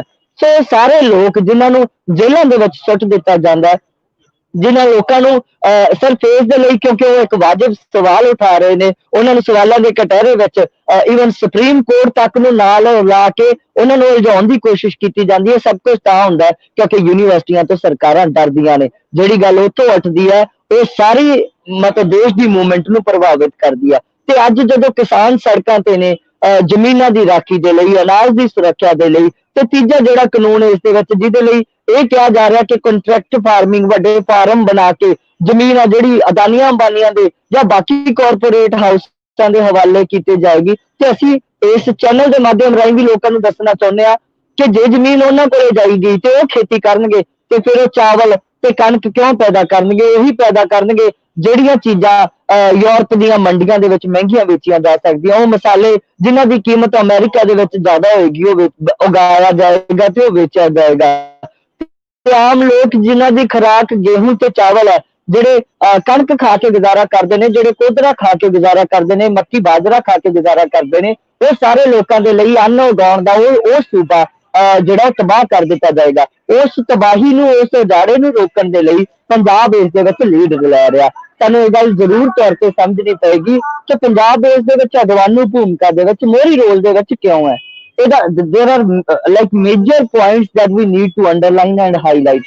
ਉਹ ਇਹ ਹੈ ਕਿ ਪੰਜਾਬ ਦੀ ਜਿਹੜੀ ਜ਼ਮੀਨ ਹੈ, ਪੰਜਾਬ ਦੀ ਜ਼ਮੀਨ ਬਾਕੀ ਸਾਰੇ ਦੇਸ਼ ਦੀ ਜ਼ਮੀਨ ਦੇ ਨਾਲੋਂ ਵੱਧ ਉਪਜਾਊ ਹੈ, ਜਿਹਨੂੰ ਹਿਮਾਲਿਆ ਦਾ ਪਾਣੀ ਵੀ ਮਿਲਦਾ ਹੈ ਤੇ ਆਪਦਾ ਪਾਣੀ ਦਾ ਸਰੋਤ ਵੀ ਹੈ ਜਿਹੜਾ ਉਹ ਦੇਸ਼ ਦੇ ਵਿੱਚ ਬਾਕੀ ਸੂਬਿਆਂ ਨਾਲੋਂ ਕਿਤੇ ਜ਼ਿਆਦਾ ਚੰਗਾ ਹੈ। ਹਮੇਸ਼ਾ ਤੋਂ ਹੀ ਚਾਹੇ ਸਿਲਕ ਰੂਟ ਬਣਾ ਕੇ ਕੰਮ ਕਰਨ ਦੀ ਗੱਲ ਹੋਵੇ, ਚਾਹੇ ਦੂਜੇ ਤਰੀਕਿਆਂ ਨਾਲ, ਪੰਜਾਬ ਦੀ ਜ਼ਮੀਨ ਤੇ ਹਮੇਸ਼ਾ ਤੋਂ ਅੱਖ ਹੁਕਮਰਾਨਾਂ ਦੀ ਰਹੀ ਹੈ। ਹੁਣ ਕਿਉਂਕਿ ਪੂਰੇ ਦੇਸ਼ ਦੇ ਵਿੱਚ ਜ਼ਹਿਰ ਵਾਲਾ ਅਨਾਜ ਪੈਦਾ ਹੋ ਰਿਹਾ, ਪੈਸਟੀਸਾਈਡ ਦੇ ਨਾਂ ਤੇ ਜਿਹੜਾ ਜ਼ਮੀਨ ਖੁਰਾਕ ਆ, ਜਿਹੜੀ ਖੁਰਾਕ ਦੇ ਨਾਂ ਤੇ ਜ਼ਹਿਰ ਜਿਹੜੇ ਜ਼ਮੀਨਾਂ ਦੇ ਵਿੱਚ ਪਾਇਆ ਜਾ ਰਿਹਾ, ਪੰਜਾਬ ਦੀ ਜ਼ਮੀਨ ਦੇ ਵਿੱਚ ਵੀ ਉਸ ਪੈਸਟੀਸਾਈਡ ਦੀ ਮਾਤਰਾ ਹੈ। ਪਰ ਉਹ ਜਾਣਦੇ ਨੇ ਕਿ ਜੇ ਇਸ ਜ਼ਮੀਨ ਨੂੰ 2 ਸਾਲ ਤੱਕ ਅਸੀਂ ਖਾਲੀ ਰੱਖ ਲਈਏ ਤੇ ਇਹਨੂੰ ਜ਼ਹਿਰ ਮੁਕਤ ਕੀਤਾ ਜਾ ਸਕਦਾ ਹੈ, ਤੇ ਹਿਮਾਲਿਆ ਦਾ ਜ਼ਹਿਰ ਰਹਿਤ ਜਿਹੜਾ ਪਾਣੀ ਆ ਉਹ ਵੀ ਇਸ ਜ਼ਮੀਨ ਨੂੰ ਲਗਾ ਕੇ ਅਨਾਜ ਪੈਦਾ ਕੀਤਾ ਜਾ ਸਕਦਾ ਹੈ। ਜਿਨ੍ਹਾਂ ਨੇ ਹਵਾ ਦੂਸ਼ਿਤ ਕੀਤੀ, ਜਿਹੜੀਆਂ ਫਾਈਨਾਂਸ ਕੈਪੀਟਲ ਦੀਆਂ ਪਾਲਿਸੀਜ਼ ਕਰਕੇ ਹਵਾ ਦੂਸ਼ਿਤ ਹੋਈ, ਪਾਣੀ ਦੂਸ਼ਿਤ ਹੋਇਆ, ਹੁਣ ਉਹਨਾਂ ਦੇ ਲਈ ਵੀ ਖੁਰਾਕ ਦਾ ਸਵਾਲ ਬਣਿਆ ਹੋਇਆ ਕਿ ਖੁਰਾਕ ਆ ਜਿਹੜੀ ਉਹ ਕਿੱਥੋਂ ਪੂਰੀ ਕੀਤੀ ਜਾਵੇ। ਇਸ ਕਰਕੇ ਉਹ ਖੁਰਾਕ ਵੱਡੇ ਲੋਕਾਂ ਦੇ ਲਈ ਪੂਰੀ ਕਰਨ ਦੇ ਲਈ ਪੰਜਾਬ ਦੀ ਸਟੇਟ ਜਿਹੜੀ ਮਤਲਬ ਜੋ ਜਿਓਗ੍ਰਾਫਿਕਲੀ ਵੀ ਦੇਖਿਆ ਜਾਵੇ ਤਾਂ ਇੰਪੋਰਟੈਂਟ ਆ, ਤੇ ਜ਼ਮੀਨ ਦੇ ਤੌਰ ਤੇ ਵੀ ਇੰਪੋਰਟੈਂਟ ਆ। ਇਸ ਕਰਕੇ ਉਹਦੇ ਤੇ ਵੱਡੀ ਅੱਖ ਰੱਖੀ ਜਾ ਰਹੀ ਆ। ਪਰ ਅਸੀਂ ਇਹ ਮਾਣ ਸਾਂਝਾ ਕਰਦੇ ਹਾਂ, ਤੁਹਾਡੇ ਨਾਲ ਗੱਲ ਕਰ ਰਹੇ ਹਾਂ ਕਿ ਪੰਜਾਬ ਦੀ ਧਰਤੀ ਦੇ ਉਹ ਲੋਕ ਜਿਨ੍ਹਾਂ ਨੇ ਬਾਬਾ ਬੰਦਾ ਸਿੰਘ ਬਹਾਦਰ ਤੋਂ, ਜਿਨ੍ਹਾਂ ਨੇ ਗੁਰੂ ਗੋਬਿੰਦ ਸਿੰਘ ਤੋਂ, ਜਿਨ੍ਹਾਂ ਨੇ ਬਾਬੇ ਨਾਨਕ ਤੋਂ, ਉਹਨਾਂ ਦੀ ਫਿਲਾਸਫੀ ਤੋਂ ਚਾਨਣਾ ਲਿਆ ਹੋਵੇ, ਜੇ ਇਸ ਧਰਤੀ ਤੋਂ ਭਗਤ ਸਰਾਭਿਆਂ ਨੇ ਜਨਮ ਲਿਆ ਹੋਵੇ, ਜਿਹੜੀ ਧਰਤੀ ਭਗਤ ਸਿੰਘ ਤੇ ਅਸ਼ਫਾਕ ਉल्ला ਖਾਨ ਦੀ ਜੋਟੀ ਦੀ ਗੱਲ ਕਰਦੀ ਹੋਵੇ, ਜਿੱਥੇ ਗਦਰੀ ਗੁਲਾਬ ਕੌਰ ਤੇ ਮਾਤਾ ਗੁਜਰੀ ਨੇ ਆਪਦੇ ਪਰਿਵਾਰ ਵਾਰ ਦਿੱਤੇ ਹੋਣ, ਉਹਨਾਂ ਸਾਰੇ ਲੋਕਾਂ ਦੀ ਸ਼ਹਾਦਤਾਂ, ਉਹਨਾਂ ਵਿਰਸੇ ਨੂੰ ਲੈ ਕੇ ਅੱਜ ਅਸੀਂ ਦਿੱਲੀ ਤੇ ਚੜ੍ਹਾਈ ਕਰ ਰਹੇ ਹਾਂ। ਅਸੀਂ ਉਸ ਦਿੱਲੀ ਜਿਹੜੀ ਦਿੱਲੀ ਜਦੋਂ ਵੀ ਕਦੇ ਬੇਕਾਬੂ ਹੋਣ ਦੀ ਕੋਸ਼ਿਸ਼ ਕਰਦੀ ਰਹੀ ਹੈ, ਦੇਸ਼ ਦੇ ਲੋਕਾਂ ਨੇ ਉਹਨੂੰ ਨੱਥ ਪਾਉਣ ਵਾਲੀ, ਨਕੇਲ ਪਾਉਣ ਵਾਲਾ ਕੰਮ ਕੀਤਾ। ਸੋ ਇਸ ਦੇਸ਼ ਦੀ ਮੂਵਮੈਂਟ ਦੇ ਵਿੱਚ ਕਿਉਂਕਿ ਇਕੱਲੇ ਕਿਸਾਨਾਂ ਦੀ ਨਹੀਂ, ਹਰ ਉਸ ਬਸ਼ਿੰਦੇ ਦੀ ਲੜਾਈ ਹੈ, ਜਿਹੜਾ ਵੀ ਅਨਾਜ ਖਾਂਦਾ, ਜਿਹੜਾ ਵੀ ਇਸ ਧਰਤੀ ਤੇ ਸਾਹ ਲੈਂਦਾ, ਜਿਹਦੇ ਵੀ ਸੀਨੇ ਦੇ ਵਿੱਚ ਦਿਲ ਧੜਕਦਾ। ਸੋ ਉਹਨਾਂ ਸਾਰੇ ਲੋਕਾਂ ਦੀ ਲੜਾਈ ਨੂੰ ਅੱਗੇ ਤੋਰਨ ਦੇ ਲਈ ਅੱਜ ਪੰਜਾਬ, ਹਰਿਆਣਾ, ਇਹ ਸਾਰੀਆਂ ਸਟੇਟਾਂ ਜਿਹੜੀਆਂ ਅਗਵਾਈ ਕਰਨ ਵਾਲੇ ਰੂਪ ਦੇ ਵਿੱਚ ਅੱਗੇ ਆ। ਆਖਰੀ ਟਿੱਪਣੀ ਇਸ ਤੇ ਕਰਦਾ ਕਿ ਸਰਕਾਰ ਜਿਹੜੀ 7 ਸਾਲਾਂ ਦੇ ਇਤਿਹਾਸ ਦੇ ਵਿੱਚ ਬੀਜੇਪੀ ਦੇ ਰੂਲ ਦੇ ਵਿੱਚ ਉਹਨਾਂ ਨੇ ਜਿੰਨੇ ਵੀ ਕਾਨੂੰਨ ਬਣਾਏ, ਸਰਕਾਰ ਹਮੇਸ਼ਾ ਇਹ ਕਹਿੰਦੀ ਰਹੀ ਅਸੀਂ ਇੱਕ ਇੰਚ ਵੀ ਪਿੱਛੇ ਨਹੀਂ ਹਟਾਂਗੇ। ਇਹ ਸਰਕਾਰ ਜਿਹੜੀ ਕਦੇ ਟੇਬਲ ਟਾਕ ਕਰਨ ਦੇ ਲਈ ਤਿਆਰ ਨਹੀਂ ਹੋਈ। ਇਸ ਦੇਸ਼ ਦੇ ਕਿਸਾਨਾਂ, ਮਜ਼ਦੂਰਾਂ ਦੀ, ਵਿਦਿਆਰਥੀਆਂ ਦੀ, ਨੌਜਵਾਨਾਂ ਦੀ, ਸਾਡੀਆਂ ਮਾਵਾਂ ਭੈਣਾਂ ਦੀ ਜਿੱਤ ਹੈ ਕਿ ਲੋਕਾਂ ਨੇ ਲੜ ਕੇ ਦਿਖਾ ਦਿੱਤਾ ਕਿ ਜੇ ਲੋਕ ਚਾਹਣ ਤੇ ਸਰਕਾਰ ਨੂੰ ਮੁੜਨਾ ਪੈਂਦਾ। ਉਹ ਸਰਕਾਰ ਜਿਹੜੀ ਇੱਕ ਇੰਚ ਪਿੱਛੇ ਹਟਣ ਲਈ ਤਿਆਰ ਨਹੀਂ ਸੀ, ਉਹਨੂੰ 5 ਵਾਰ ਕਿਸਾਨ ਜਥੇਬੰਦੀਆਂ ਦੇ ਆਗੂਆਂ ਦੇ ਨਾਲ ਟੇਬਲ ਟਾਕ ਕਰਨ ਦੇ ਲਈ, ਗੱਲਬਾਤ ਕਰਨ ਦੇ ਲਈ ਬੈਠਣਾ ਪਿਆ। ਕੱਲ ਦੇਸ਼ ਦੇ ਮਤਲਬ ਬੀਜੇਪੀ ਦੇ ਇੱਕ ਬਹੁਤ ਵੱਡਾ ਚਿਹਰਾ ਮੰਨੇ ਜਾਣ ਵਾਲੇ ਤੇ ਦੇਸ਼ ਦੇ ਵਿੱਚ ਕਹਿ ਲਓ ਇੱਕ ਡਿਕਟੇਟਰ ਵਾਲੀ ਇਮੇਜ ਬਣਾਉਣ ਵਾਲੇ ਅਮਿਤ ਸ਼ਾਹ ਨੂੰ ਵੀ ਮੀਟਿੰਗ ਦੇ ਵਿੱਚ ਕਿਸਾਨਾਂ ਨੂੰ ਬੁਲਾਉਣਾ ਪਿਆ ਤੇ ਕਿਸਾਨਾਂ ਨੇ ਇੱਕ ਟੋਕ ਇਹ ਕਿਹਾ ਕਿ ਅਸੀਂ ਕਿਸੇ ਵੀ ਤਰੀਕੇ ਨਾਲ ਅਮੈਂਡਮੈਂਟ ਵਾਲੇ, ਸਰਕਾਰ ਅਮੈਂਡਮੈਂਟ ਤੱਕ ਆ ਗਈ ਹੈ ਕਿ ਅਮੈਂਡਮੈਂਟਾਂ ਜਿੰਨੀਆਂ ਵੀ ਚਾਹੋ ਕਰਵਾ ਲਓ ਤੇ ਪਰ ਕਾਨੂੰਨ ਵਾਪਸ ਨਾ ਕਰਵਾਓ, ਕਿਉਂਕਿ ਸਰਕਾਰ ਤੇ ਪ੍ਰੈਸ਼ਰ ਅਦਾਨੀਆਂ ਅੰਬਾਨੀਆਂ ਦਾ ਵੀ ਹੋਣਾ ਤੇ ਪਰ ਇਹ ਦੇਖਣਾ ਹੋਏਗਾ ਕਿ ਕਿਹਦਾ ਪ੍ਰੈਸ਼ਰ ਵਧੇਰੇ ਕੰਮ ਕਰਦਾ, ਇਸ ਦੇਸ਼ ਦੇ ਕਾਰਪੋਰੇਟ ਹਾਊਸਿਸ ਦਾ ਜਾਂ ਇਸ ਦੇਸ਼ ਦੇ ਆਵਾਮ ਦਾ। ਤੇ ਸਾਨੂੰ ਇਸ ਗੱਲ ਦਾ ਪੂਰਾ ਯਕੀਨ ਹੈ ਕਿ ਇਸ ਅੰਦੋਲਨ ਦੀ, ਕਿਉਂਕਿ ਇਹ ਕਲਾਸ ਅੰਦੋਲਨ ਹੈ, ਜਮਾਤੀ ਸੰਘਰਸ਼ ਹੈ, ਇਹ ਜਮਾਤੀ ਸੰਗਰਾਮ ਹੈ, ਇਹ ਕੋਈ ਕਹਿ ਰਹੇ ਇੱਕ ਤਬਕੇ ਦਾ, ਇੱਕ ਜਾਤੀ ਦਾ, ਇੱਕ ਧਰਮ ਦਾ ਅੰਦੋਲਨ ਨਹੀਂ। ਇਸੇ ਕਰਕੇ ਲੱਖ ਕੋਸ਼ਿਸ਼ਾਂ ਦੇ ਬਾਵਜੂਦ ਵੀ ਸਰਕਾਰ ਇਹਨੂੰ ਕਿਸੇ ਸੈਪਰੇਟਿਸਟ ਮੂਵਮੈਂਟ ਨਾਲ ਨਹੀਂ ਜੋੜ ਪਾਈ, ਇਹਨੂੰ ਕੋਈ ਵੀ ਹੋਰ ਰੂਪ ਨਹੀਂ ਦੇ ਸਕੀ, ਕਿਉਂਕਿ ਜੂਝਦੇ ਹੋਏ ਲੋਕ ਜਾਣਦੇ ਨੇ ਕਿ ਜੇ ਜਮਾਤੀ ਤੌਰ ਤੇ ਇਸ ਲੜਾਈ ਨੂੰ ਨਾ ਲੜਿਆ ਗਿਆ ਤੇ ਇਹ ਲੜਾਈ ਆ ਜਿਹੜੀ ਜਿੱਤੀ ਨਹੀਂ ਜਾ ਸਕਦੀ। ਇਸੇ ਕਰਕੇ ਸੈਕੂਲਰ ਕਰੈਕਟਰ ਵਾਲੀ ਲੜਾਈ ਆ ਜਿਹੜੀ, ਇਸ ਪੂਰੀ ਉਮੀਦ ਨਾਲ ਲੋਕ ਆਪਦਾ ਸਭ ਕੁਝ ਝੋਕ ਰਹੇ ਨੇ ਕਿ ਜਿੱਤੀ ਜਾਏਗੀ ਤੇ ਆਵਾਮ ਦੇ ਭਲੇ ਦੇ ਲਈ ਇਹ ਜਿੱਤੀ ਜਾਏਗੀ। ਸੋ ਇਹ ਗੱਲ ਜਿਹੜੀ ਅਸੀਂ ਗੁਰਬਾਣੀ ਚ ਹਰ ਰੋਜ਼ ਕਹਿੰਦੇ ਆ ਕਿ ਸਰਬੱਤ ਦਾ ਭਲਾ, ਜਦੋਂ ਮੈਂ ਗੱਲ ਕਰਦਾ ਕਿਸੇ ਚੈਨਲ ਤੇ ਮੈਂ ਲਾਜ਼ਮੀ ਕਹਿਣਾ ਕਿ ਸਰਬੱਤ ਦਾ ਭਲਾ basically is a model of socialism. ਤਾਂ ਉਸ ਐਂਗਲ ਤੋਂ ਇਸ ਗੱਲ ਦੇ ਲਈ ਲੋਕ ਟ੍ਰੇਨਡ ਹੋ ਰਹੇ ਨੇ। Everybody is in a learning process ਤੇ ਸਾਨੂੰ ਇਸ ਗੱਲ ਦੀ ਪੂਰੀ ਉਮੀਦ ਹੈ ਕਿ ਲੋਕ ਇਸ ਜੰਗ ਨੂੰ ਜਿੱਤ ਕੇ ਨਿਕਲਣਗੇ ਤੇ ਇਤਿਹਾਸਿਕ ਹੋਏਗੀ ਜੰਗ ਦਾ ਜਿਹੜਾ ਆਖਰੀ ਸਿੱਟਾ ਕੋਈ ਵੀ ਹੋਵੇ। ਸਭ ਲੋਕ ਜਿਹੜੇ ਇਸ ਵਿੱਚ ਕੰਟਰੀਬਿਊਟ ਕਰ ਰਹੇ ਨੇ, ਉਹ ਕਲਾਕਾਰ ਹੋਣ, ਉਹ ਘਰਾਂ ਚੋਂ ਖਾਣਾ ਬਣਾ ਕੇ ਭੇਜਣ ਵਾਲੀਆਂ ਸਾਡੀਆਂ ਮਾਵਾਂ ਹੋਣ, ਉਹ ਟਰੈਕਟਰਾਂ ਤੇ ਬੈਠ ਕੇ ਆਏ ਸਾਡੇ ਵੀਰ ਜਿਹੜੇ ਮਿੱਟੀ ਨਾਲ ਮਿੱਟੀ ਹੁੰਦੇ ਨੇ, ਉਹ ਮਜ਼ਦੂਰ ਭਰਾ, ਉਹ ਸਾਰੇ ਲੋਕਾਂ ਦੀ ਇਹ ਸਾਂਝੀ ਜੰਗ ਆ ਤੇ ਲੋਕ ਇਸ ਜੰਗ ਨੂੰ ਲਾਜ਼ਮੀ ਤੌਰ ਤੇ ਜਿੱਤਣਗੇ। ਸ਼ੁਕਰੀਆ ਸਾਥੀ ਜੀ। ਜੀ ਬਹੁਤ ਮਿਹਰਬਾਨੀ, ਤੁਸੀਂ ਸਾਡੇ ਨਾਲ ਹੀ ਵਿੱਕੀ ਜੀ ਰਹਿਣਾ। ਅਸੀਂ ਅੱਗੇ ਆਪਣੀ ਗੱਲਬਾਤ ਨੂੰ ਵਧਾਉਂਦੇ ਹਾਂ ਔਰ ਅਸੀਂ ਅੱਜ ਸਾਡੇ ਨਾਲ ਸਾਡੇ ਇੱਕ ਹੋਰ ਜਿਹੜੇ ਨੌਜਵਾਨ ਸਾਥੀ ਜਿਹੜੇ ਇਸ ਪੂਰੇ ਮੂਵਮੈਂਟ ਦੇ ਵਿੱਚ ਸ਼ਾਮਲ ਨੇ, ਮੈਂ ਅਮਨਦੀਪ ਕੌਰ ਖੀਵਾ ਜੀ ਹੋਣਾ ਦੇ ਨਾਲ ਗੱਲਬਾਤ ਆਪਣੀ ਸ਼ੁਰੂ ਕਰਾਂਗਾ। ਆਪ ਦਾ ਜਿਹੜਾ ਤਲਕ ਹੈ ਉਹ ਯੂਥ ਫॉर ਸਵਰਾਜ ਦੇ ਜਿਹੜੀ ਇਹਨਾਂ ਦੀ ਯੂਨੀਅਨ ਹੈ ਉਹਦੇ ਨਾਲ ਹੈ ਤੇ ਜੀ ਆਇਆਂ ਨੂੰ ਸਾਡੇ ਸਲੈਲਪੁਰ ਯੰਗ ਹਿਸਟੋਰੀਅਨ ਕਲੱਬ ਵਿੱਚ। ਅਮਨਦੀਪ ਜੀ, ਅਮਨਦੀਪ ਕੌਰ ਜੀ, ਮੇਰੀ ਆਵਾਜ਼ ਤੁਹਾਨੂੰ ਆ ਰਹੀ ਹੈ? ਹਾਂਜੀ, ਮੈਂ ਬਿਲਕੁਲ ਤੁਹਾਨੂੰ ਸੁਣ ਪਾ ਰਹੀ ਹਾਂ। ਇਸ ਤੁਹਾਡੇ ਚੈਨਲ ਦੇ ਮਾਧਿਅਮ ਰਾਹੀਂ ਜਿੰਨੇ ਵੀ ਲੋਕ, ਜਿੰਨੇ ਵੀ ਮੇਰੇ ਦੋਸਤ, ਉਹਨਾਂ ਸਾਰਿਆਂ ਨੂੰ ਪਿਆਰ ਭਰੀ ਸਤਿ ਸ਼੍ਰੀ ਅਕਾਲ। ਮੈਂ ਆਸ ਕਰਦੀ ਹਾਂ ਕਿ ਤੁਸੀਂ ਜਿੱਥੇ ਵੀ ਹੋਵੋਗੇ ਚੜ੍ਹਦੀਆਂ ਕਲਾਂ ਦੇ ਵਿੱਚ ਹੋਵੋਗੇ ਤੇ ਆਪਣੇ ਹੱਕਾਂ ਦੇ ਲਈ ਡਟੇ ਵੀ ਹੋਵੋਗੇ। ਮੈਂ 1 ਮਿੰਟ ਦੇ ਲਈ ਤੁਹਾਡੇ ਤੋਂ ਬ੍ਰੇਕ 1 ਮਿੰਟ ਦੇ ਲਈ ਬਸ ਸਮਾਂ ਲੈਣਾ ਚਾਹੂੰਗੀ। ਮੈਂ ਆਪਣੀ ਗੱਲਬਾਤ ਰੱਖਦੀ ਹਾਂ। ਜੀ।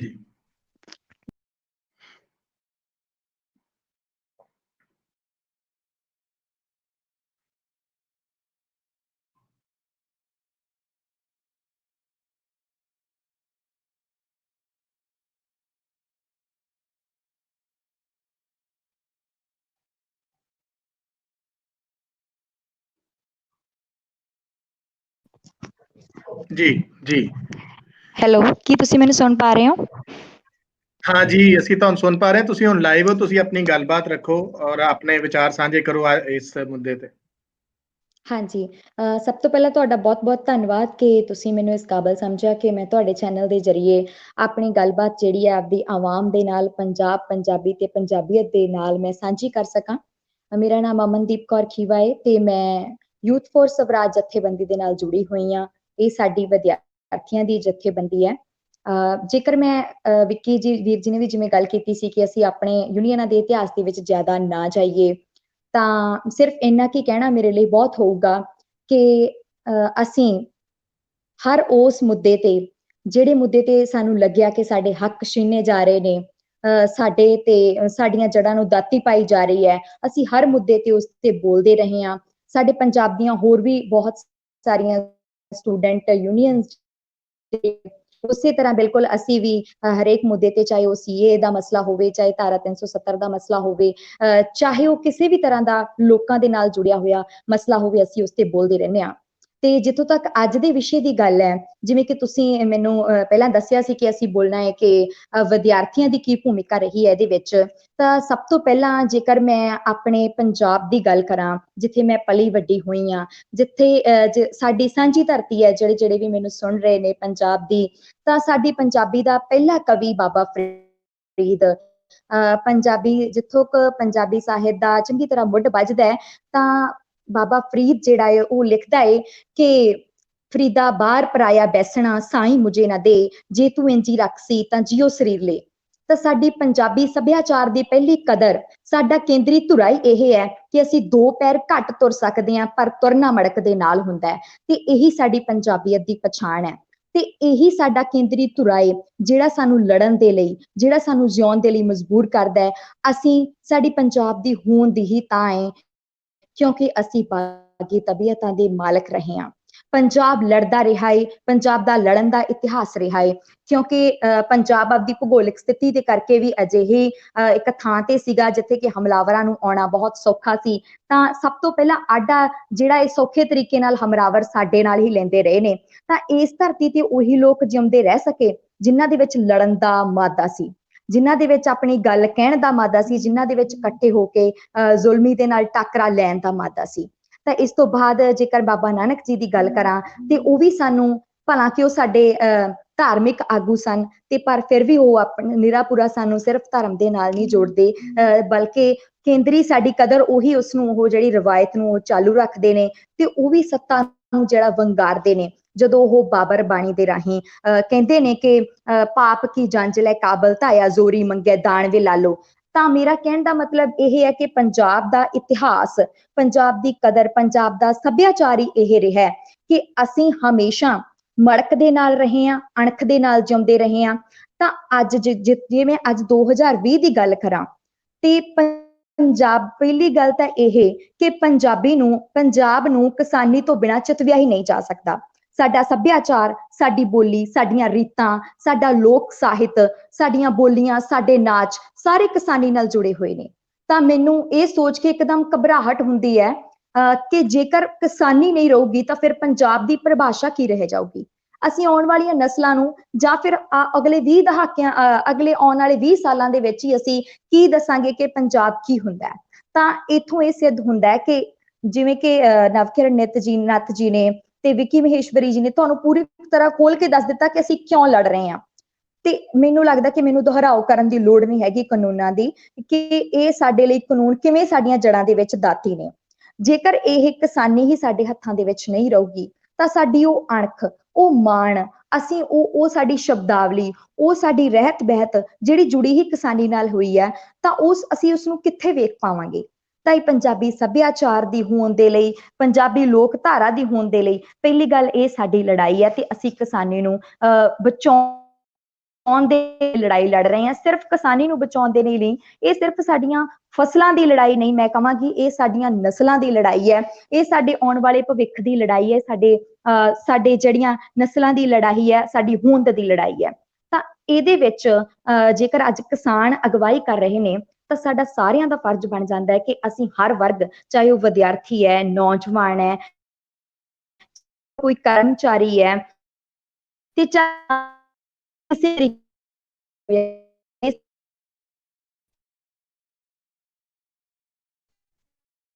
ਹੈ ਕੋਈ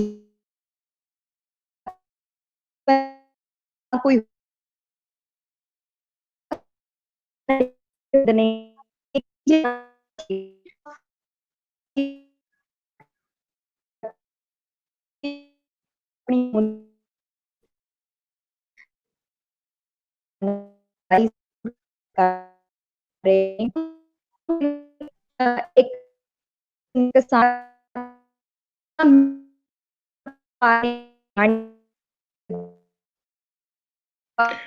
ਅਮਨਦੀਪ ਜੀ, ਤੁਹਾਡੀ ਆਵਾਜ਼ ਦਾ ਇਹ ਪ੍ਰੋਬਲਮ ਆ ਰਿਹਾ ਹੈ, ਹਾਂ ਕਨੈਕਟੀਵਿਟੀ ਦਾ ਸ਼ਾਇਦ।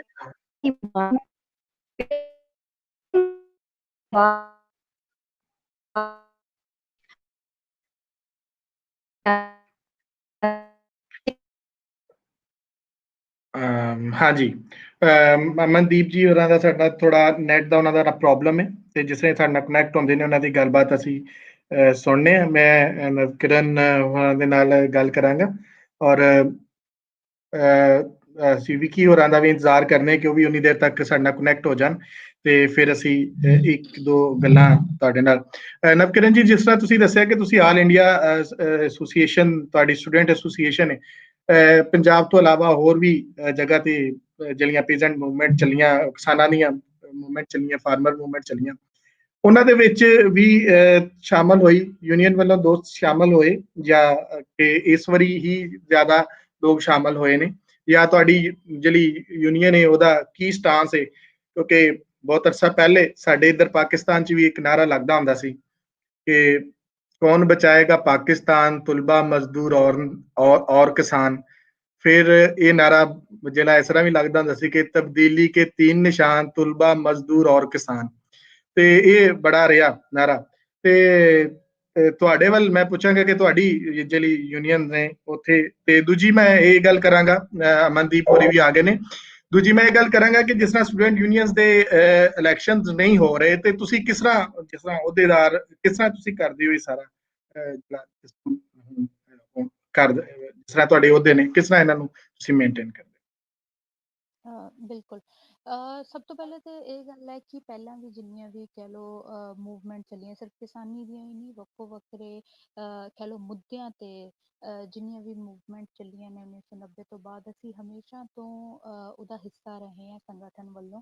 ਜਿੱਦਾਂ ਮੈਂ ਤੁਹਾਨੂੰ ਦੱਸਿਆ ਸੀ ਕਿ ਸਾਡੇ ਸੰਗਠਨ ਦੀ ਫਾਊਂਡੇਸ਼ਨ ਤੋਂ ਬਾਅਦ ਦੌਰਾਨ ਹੀ 1990 ਦੇ ਵਿੱਚ ਜਿਸ ਤਰ੍ਹਾਂ ਦਾ ਕਮਿਊਨਲ ਪੋਲਿਟਿਕਸ ਦੇਸ਼ ਦੇ ਵਿੱਚ ਹੋ ਰਿਹਾ ਸੀ, ਸਭ ਤੋਂ ਪਹਿਲਾਂ ਤਾਂ ਉਹਦੇ ਖਿਲਾਫ ਸਟੈਂਡ ਲੈਣਾ। ਉਸ ਤੋਂ ਬਾਅਦ ਮੰਡਲ ਕਮਿਸ਼ਨ ਉਦੋਂ ਦਾ ਇੱਕ ਵੱਡਾ ਪੋਲੀਟੀਕਲ ਮੂਵਮੈਂਟ ਸੀਗਾ। ਨਵਕਿਰਨ, ਸੌਰੀ, ਤੁਹਾਡੀ ਨਾ ਆਵਾਜ਼ ਥੋੜੀ ਘੱਟ ਆ ਰਹੀ ਹੈ।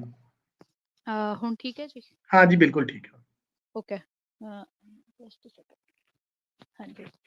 ਤੇ ਉਸ ਤੋਂ ਬਾਅਦ ਉਸੇ ਸਮੇਂ ਦਾ ਮੰਡਲ ਕਮਿਸ਼ਨ ਇੱਕ ਵੱਡਾ ਪੋਲੀਟੀਕਲ ਮੁੱਦਾ ਸੀਗਾ। ਮੰਡਲ ਕਮਿਸ਼ਨ ਦੇ ਹੱਕ 'ਚ ਸਟੈਂਡ ਲੈਣਾ, ਉਹਦੇ ਹੱਕ 'ਚ ਲੜਾਈ ਲੜਨਾ। ਉਹਦੇ ਨਤੀਜੇ ਵਜੋਂ ਇਹ ਵੀ ਹੋਇਆ ਕਿ ਜਦੋਂ ਅਸੀਂ ਪਹਿਲੀ ਵਾਰ ਸਟੂਡੈਂਟ ਇਲੈਕਸ਼ਨਾਂ ਦੇ ਵਿੱਚ ਲੜੇ ਹਾਂ, ਤੇ ਕਈ ਵੱਡੀਆਂ ਯੂਨੀਵਰਸਿਟੀਆਂ ਦੇ ਵਿੱਚ ਅਸੀਂ ਜਿੱਤ ਕੇ ਉਦੋਂ ਪੋਲੀਟਿਕਸ, ਮਤਲਬ ਸਟੂਡੈਂਟ ਪੋਲੀਟਿਕਸ ਦੇ ਵਿੱਚ ਜਿੱਤ ਵੀ ਹਾਸਲ ਕੀਤੀ ਹੈ, ਜਿਹਦੇ 'ਚ JNU, Banaras Hindu university, Allahabad university, Kumaon university Uttarakhand ਦੇ ਵਿੱਚ, ਜਿਹੜੀ ਹੁਣ ਉੱਤਰਾਖੰਡ 'ਚ ਹੈ। ਤੇ ਇਹਨਾਂ ਕਈ ਕੈਂਪਸਸ ਦੇ ਵਿੱਚ ਉਦੋਂ ਅਸੀਂ ਜਿੱਤ ਕੇ ਆਏ ਹਨ। ਤੇ ਉਹਦੇ 'ਚ ਉਸ ਤੋਂ ਬਾਅਦ ਸਾਡਾ ਮੈਨੂੰ ਲੱਗਦਾ ਜਿੰਨੀਆਂ ਵੀ ਇੱਥੇ ਜਿੱਦਾਂ AISF ਦਾ ਇਤਿਹਾਸ ਵੀ ਕਾਫੀ ਪੁਰਾਣਾ ਹੈ, ਆਇਸਾ ਦਾ ਇਤਿਹਾਸ ਵੀ ਪੁਰਾਣਾ ਹੈ, ਯੂਥ ਫॉर ਸਵਰਾਜ ਕੰਪੈरेटिवली ਨਵਾਂ ਸੰਗਠਨ ਹੈ। ਤੇ ਸਾਡਾ ਮੈਨੂੰ ਲੱਗਦਾ ਇੰਡੀਆ ਦੇ ਸਾਰੇ ਲੈਫਟ ਜਿਹੜੇ ਸਟੂਡੈਂਟ ਵਿੰਗ ਨੇ, ਉਹਨਾਂ ਦਾ ਇਤਿਹਾਸ ਰਿਹਾ ਹੈ ਕਿ ਜਿੰਨੀਆਂ ਵੀ ਕਹਿ ਲਓ ਪੋਲੀਟੀਕਲ ਮੂਵਮੈਂਟਸ ਹੋਈਆਂ ਨੇ, ਉਹ ਹਮੇਸ਼ਾ ਦਬੇ ਕੁਚਲੇ ਵਰਗ ਦੇ ਨਾਲ ਖੜੇ ਨੇ। ਤੇ ਉਹੀ ਅਸੀਂ ਵੀ ਉਹਨਾਂ ਸਾਰੀਆਂ ਸਟਰਗਲਸ ਦਾ ਹਿੱਸਾ ਰਹੇ ਹਾਂ। ਉਹ ਜੈਂਡਰ ਜਸਟਿਸ ਦਾ ਸਵਾਲ ਹੋਵੇ, ਜਿਹੜੀ ਕਿ 2012 ਦੇ ਵਿੱਚ ਦਿੱਲੀ ਰੇਪ ਕੇਸ ਤੋਂ ਬਾਅਦ ਇੱਕ ਵੱਡੀ ਮੂਵਮੈਂਟ ਬਣੀ ਇੰਡੀਆ ਦੇ ਵਿੱਚ, ਉਹ ਸਾਰੇ ਦੇ ਵਿੱਚ ਅਸੀਂ ਮੋਰੀ ਰੋਲ ਅਦਾ ਕੀਤਾ। ਐਂਡ ਸਭ ਤੋਂ ਜਿਹੜਾ ਇੱਕ ਇੰਪੋਰਟੈਂਟ ਜਿਹੜੀ ਫਿਗਰ ਹੈ ਆਇਸਾ ਦੇ ਨਾਮ ਨਾਲ, ਆਇਸਾ ਦੇ ਨਾਲ ਜੁੜੀ ਹੋਈ, ਉਹ ਹੈ ਚੰਦਰ ਸ਼ੇਖਰ ਆਜ਼ਾਦ। ਚੰਦੂ ਅਸੀਂ ਉਹਨਾਂ ਨੂੰ ਪਿਆਰ ਨਾਲ ਕਹਿੰਦੇ ਹਾਂ। ਚੰਦਰ ਸ਼ੇਖਰ ਆਜ਼ਾਦ JNU ਦੇ ਪ੍ਰੈਜ਼ੀਡੈਂਟ ਜਿੱਤੇ ਸੀਗੇ ਮਿਡ 90s ਦੇ ਵਿੱਚ, ਅਰਲੀ ਮਿਡ 90s 'ਚ, 94-95 ਦੇ ਦੌਰਾਨ। ਤੇ ਚੰਦੂ ਖੁਦ ਬਿਹਾਰ ਤੋਂ ਸੀਗੇ, ਤੇ JNU ਤੋਂ ਆਪਣੀ ਪੜ੍ਹਾਈ ਪੂਰੀ ਕਰਨ ਤੋਂ ਬਾਅਦ ਬਿਹਾਰ 'ਚ ਜਾ ਕੇ ਉਹਨਾਂ ਨੇ ਦੁਬਾਰਾ ਤੋਂ ਉੱਥੋਂ ਦੀ ਜਿਹੜੀ ਮੇਨ ਸਟਰੀਮ ਰਾਜਨੀਤੀ ਆ ਉਹਦੇ ਵਿੱਚ ਹਿੱਸਾ ਲਿਆ। ਤੇ ਬਿਹਾਰ ਦੇ ਵਿੱਚ ਉਸ ਟਾਈਮ ਜਿਹੜੀ ਕਾਸਟ ਸਟਰਗਲ ਹੈ ਉਹ ਬਹੁਤ ਪੀਕ ਤੇ ਸੀ। ਤੇ ਪੀਜ਼ੈਂਟਰੀ ਮੂਵਮੈਂਟ ਦਾ ਹਿੱਸਾ ਹੋਣ ਦੇ ਦੌਰਾਨ ਚੰਦੂ ਦੀ ਹੱਤਿਆ ਕਰ ਦਿੱਤੀ ਗਈ ਸੀ। ਚੰਦੂ ਬਹੁਤ ਯੰਗ ਉਮਰ 'ਚ ਸ਼ਹੀਦ ਹੋ ਗਏ ਸੀਗੇ ਨਾ। ਤੇ ਇਸ ਤਰੀਕੇ ਦਾ ਸਾਡਾ ਇਤਿਹਾਸ ਸਾਡੇ ਜਿਹੜੇ ਸੰਗਠਨ ਦਾ ਰਿਹਾ ਹੈਗਾ। ਉਸ ਤੋਂ ਬਾਅਦ ਜਿਹੜੀ ਗੱਲ ਆਉਂਦੀ ਹੈ ਇਹ ਕਿ ਮਤਲਬ ਮੈਂ ਵਿੱਚੋਂ ਮੈਨੂੰ ਲੱਗਦਾ ਉਹ ਪੁਆਇੰਟ ਤੇ ਗੱਲ ਕਰਨੀ ਜ਼ਰੂਰੀ ਹੈ, ਕਿਉਂਕਿ ਤੁਸੀਂ ਗੱਲ ਕੀਤੀ ਵੀ ਕੀ ਬਾਕੀ ਪੀਜ਼ੈਂਟਰੀ ਮੂਵਮੈਂਟ ਦਾ ਵੀ ਸਾਡੇ ਸੰਗਠਨ ਹਿੱਸਾ ਰਿਹਾ ਜਾਂ ਕਿਸਾਨੀ ਦੀਆਂ ਮੂਵਮੈਂਟ ਦਾ, ਉੱਥੇ ਬਿਲਕੁਲ ਅਸੀਂ ਹਰ ਜਗ੍ਹਾ ਹਿੱਸਾ ਰਹੇ ਹਾਂ। ਇੱਕ ਜਿਹੜਾ ਸਵਾਲ ਇਸ ਕਿਸਾਨੀ ਅੰਦੋਲਨ ਨੂੰ ਲੈ ਕੇ ਵੀ ਆਉਂਦਾ ਨਾ ਕਿ ਕਿਉਂ ਸਿਰਫ ਪੰਜਾਬ ਨੂੰ ਦਿੱਕਤ ਹੋ ਰਹੀ ਹੈ ਇਸ ਟਾਈਮ, ਬਾਕੀ ਸਟੇਟਸ ਕਿਉਂ ਨਹੀਂ ਬੋਲ ਰਹੀਆਂ, ਉੱਥੇ ਮੈਨੂੰ ਲੱਗਦਾ ਇੱਕ ਚੀਜ਼ ਧਿਆਨ ਦੇਣ ਲਈ ਬਹੁਤ ਧਿਆਨ ਦੇਣ ਦੀ ਜ਼ਰੂਰਤ ਹੈ ਕਿ ਇਹ ਸਿਰਫ ਪੰਜਾਬ ਨਹੀਂ ਜਿਹੜਾ ਇਸ ਟਾਈਮ ਬੋਲ ਰਿਹਾ। ਜੇ ਤੁਸੀਂ ਆਪ ਹੀ ਨੋਟ ਕਰੋਗੇ ਕਿ ਇਸ ਟਾਈਮ ਦਿੱਲੀ ਦੀਆਂ ਦਰਾਂ ਤੇ ਜੇ ਬੈਠੇ ਨੇ ਉਹ ਪੰਜਾਬ ਦੇ ਕਿਸਾਨ ਵੀ ਨੇ, ਹਰਿਆਣਾ ਦੇ ਕਿਸਾਨ ਵੀ ਨੇ, ਯੂਪੀ ਦੇ ਕਿਸਾਨਾਂ ਨੇ ਵੀ ਬਾਰਡਰ ਸੀਲ ਕੀਤਾ ਹੋਇਆ, ਗਾਜ਼ੀਪੁਰ ਬਾਰਡਰ। ਤੇ ਅੱਜ ਹੀ ਮੈਂ ਖਬਰ ਪੜ੍ਹ ਰਹੀ ਸੀ ਰਾਜਸਥਾਨ ਦੇ ਵੱਖੋ ਵੱਖਰੇ ਕੋਨਿਆਂ ਦੇ ਵਿੱਚੋਂ ਕਿਸਾਨ ਜਥੇ ਨਿਕਲ ਚੁੱਕੇ ਨੇ ਤੇ 10 ਤਰੀਕ ਨੂੰ ਉਹਨਾਂ ਨੇ ਵੀ ਕਹਿਤਾ ਕਿ ਅਸੀਂ ਦਿੱਲੀ ਬਾਰਡਰ ਤੇ ਆ ਕੇ ਜੁਆਇਨ ਕਰ ਜਾਾਂਗੇ, ਉਹ ਜੀ ਜਿਹੜਾ ਬਾਰਡਰ ਉਦੋਂ ਪੈਂਦਾ ਸੀ ਘੇਰ ਲਾਂਗੇ। ਤੇ ਮੈਨੂੰ ਲੱਗਦਾ ਕਿ ਇਹ ਸਿਰਫ ਪੰਜਾਬ ਦੇ ਕਿਸਾਨਾਂ ਦਾ ਮੁੱਦਾ ਨਹੀਂ ਹੈ, ਬਿਲਕੁਲ ਉਹਨਾਂ ਨੇ ਇੱਕ ਲੀਡ ਲਈ ਹੈ, ਬਟ ਇਹ ਸਾਰੀ ਕਿਸਾਨੀ ਦਾ ਮੁੱਦਾ ਹੈ। ਤੇ ਅਸੀਂ ਪਹਿਲਾਂ ਵੀ ਇਹਨਾਂ ਸਾਰੀਆਂ ਮੂਵਮੈਂਟਸ ਦਾ ਹਿੱਸਾ ਰਹੇ ਹਾਂ। ਤੇ ਆਮ ਸੌਰੀ, ਦੂਜਾ ਸਵਾਲ ਮੈਂ ਮਿਸ ਕਰ ਗਈ, ਤੁਸੀਂ ਕੀ ਪੁੱਛਿਆ ਸੀ? ਮੈਨੂੰ ਲੱਗਦਾ ਤੁਸੀਂ ਥੋੜਾ ਟਾਈਮ ਕੰਸਟ੍ਰੇਂਟ ਚੋਂ ਤੇ ਜਿਹਦੇ ਕਰਕੇ ਤੁਸੀਂ ਵੀਡੀਓ ਔਨ ਕੀਤਾ ਆਪਦਾ, ਮੈਂ ਸਮਝ ਗਈ ਹਿੰਟ। ਬਟ ਮੈਂ ਸੈਕਿੰਡ ਸਵਾਲ ਬਹੁਤ ਹੀ ਬਰੀਫ ਚ ਉਹਦਾ ਜਵਾਬ ਦੇਣਾ ਚਾਹੁੰਦੀ ਹਾਂ। ਮੈਂ ਸਵਾਲ ਮਿਸ ਕਰ ਗਈ। I don't want to like skip ਅੱਛਾ, ਦਿਸ। ਤੁਸੀਂ 1 ਮਿੰਟ, ਮੇਰੇ ਨਾਲ ਅਮਨਦੀਪ ਹੁਣੀ ਦੁਬਾਰਾ ਆ ਗਏ ਨੇ, ਮੈਂ ਉਹਨਾਂ ਦੀ ਗੱਲ ਮੁਕੰਮਲ ਕਰਵਾਉਣਾ ਚਾਹ ਰਿਹਾ ਸੀ ਤੇ ਬਿਲਕੁਲ। ਤੁਸੀਂ 1 ਮਿੰਟ ਇੰਤਜ਼ਾਰ ਕਰੋ ਤੇ ਮੈਂ ਅਮਨਦੀਪ ਹੋਰਾਂ ਦੀ ਪੂਰੀ ਗੱਲ ਜਿਹੜੀ ਹੈ ਨਾ ਅਸੀਂ ਸੁਣਨਾ। ਜੀ ਅਮਨਦੀਪ ਜੀ। ਹਾਂਜੀ, ਮੈਨੂੰ ਇਹ ਕਲੀਅਰ ਨਹੀਂ ਹੈਗੀ ਕਿ ਕਿੱਥੋਂ ਤੱਕ ਤੁਸੀਂ ਮੇਰੀ ਗੱਲ ਨੂੰ ਸੁਣ ਪਾ ਰਹੇ ਸੀਗੇ। ਜੇਕਰ ਤੁਸੀਂ ਮੇਰੀ ਗੱਲ ਨੂੰ ਜੋੜ ਸਕੋ ਤਾਂ ਮੈਂ ਆਪਦੀ ਗੱਲ ਉੱਥੇ ਸ਼ੁਰੂ ਕਰ ਲਵਾਂਗੀ ਤੇ ਸਮ ਅਪ ਜਲਦੀ ਕਰਨ ਦੀ ਕੋਸ਼ਿਸ਼ ਕਰਾਂਗੀ। ਹਾਂਜੀ, ਤੁਸੀਂ ਜਿਹੜਾ ਬਾਣੀ ਤੋਂ ਜਦੋਂ ਤੁਸੀਂ ਬਾਬਰ ਬਾਣੀ ਤੇ ਤੁਸੀਂ ਜਦੋਂ ਗੱਲ ਕੀਤੀ ਹੈ ਉਸ ਤੋਂ ਅੱਗੇ ਅਸੀਂ ਸੁਣ ਨਹੀਂ ਪਾਏ। ਅੱਛਾ ਜੀ, ਠੀਕ ਹੈ ਜੀ। ਮੈਨੂੰ ਥੋੜਾ ਜਿਹਾ ਵਿੱਚ ਦੀ ਹੁੰਗਾਰਾ ਮਿਲਦਾ ਰਹੇ ਤਾਂ ਮੈਨੂੰ ਪਤਾ ਲੱਗ ਜੂਗਾ ਕਿ ਮੇਰੀ ਗੱਲ ਸੁਣੀ ਜਾ ਰਹੀ ਹੈ, ਕਿਉਂਕਿ ਇੱਧਰ ਜੀ ਜੀ, ਨੈਟਵਰਕ ਅਸੀਂ ਤੁਹਾਡੇ ਬਿਲਕੁਲ ਨਾਲ ਪਤਾ ਅਸੀਂ ਨਹੀਂ ਲੱਗਦਾ ਸੁਣ ਰਹੇ ਕਦੋਂ ਉੱਡ ਹਾਂ, ਜਾਂਦਾ। ਤੁਸੀਂ ਸ਼ੁਰੂ ਕਰੋ। ਹਾਂਜੀ, ਤਾਂ ਮੈਂ ਕਹਿ ਰਹੀ ਸੀ ਕਿ ਪੰਜਾਬ ਦੀ ਹੋਂਦ ਦਾ ਕਾਰਨ ਹੀ ਇਹ ਹੈ ਕਿਉਂਕਿ ਪੰਜਾਬ ਲੜਦਾ ਰਿਹਾ ਹੈ। ਉਹ ਭਾਵੇਂ ਬਾਬਾ ਫਰੀਦ ਜੀ ਹੋਣ ਤੇ ਭਾਵੇਂ ਗੁਰੂ ਨਾਨਕ ਜੀ ਹੋਣ, ਅਸੀਂ ਹਮੇਸ਼ਾ ਸੱਤਾ ਨੂੰ ਵੰਗਾਰ ਪਾਉਣ ਵਾਲਿਆਂ ਵਿੱਚੋਂ ਰਹੇ ਹਾਂ, ਕਿਉਂਕਿ ਸਾਡੀ ਕੇਂਦਰੀ ਕਦਰ ਇਹੀ ਹੈ ਕਿ ਅਸੀਂ 2 ਪੈਰ ਘੱਟ ਤੁਰ ਸਕਦੇ ਹਾਂ ਪਰ ਤੁਰਨਾ ਮੜਕ ਦੇ ਨਾਲ ਹੁੰਦਾ ਹੈ।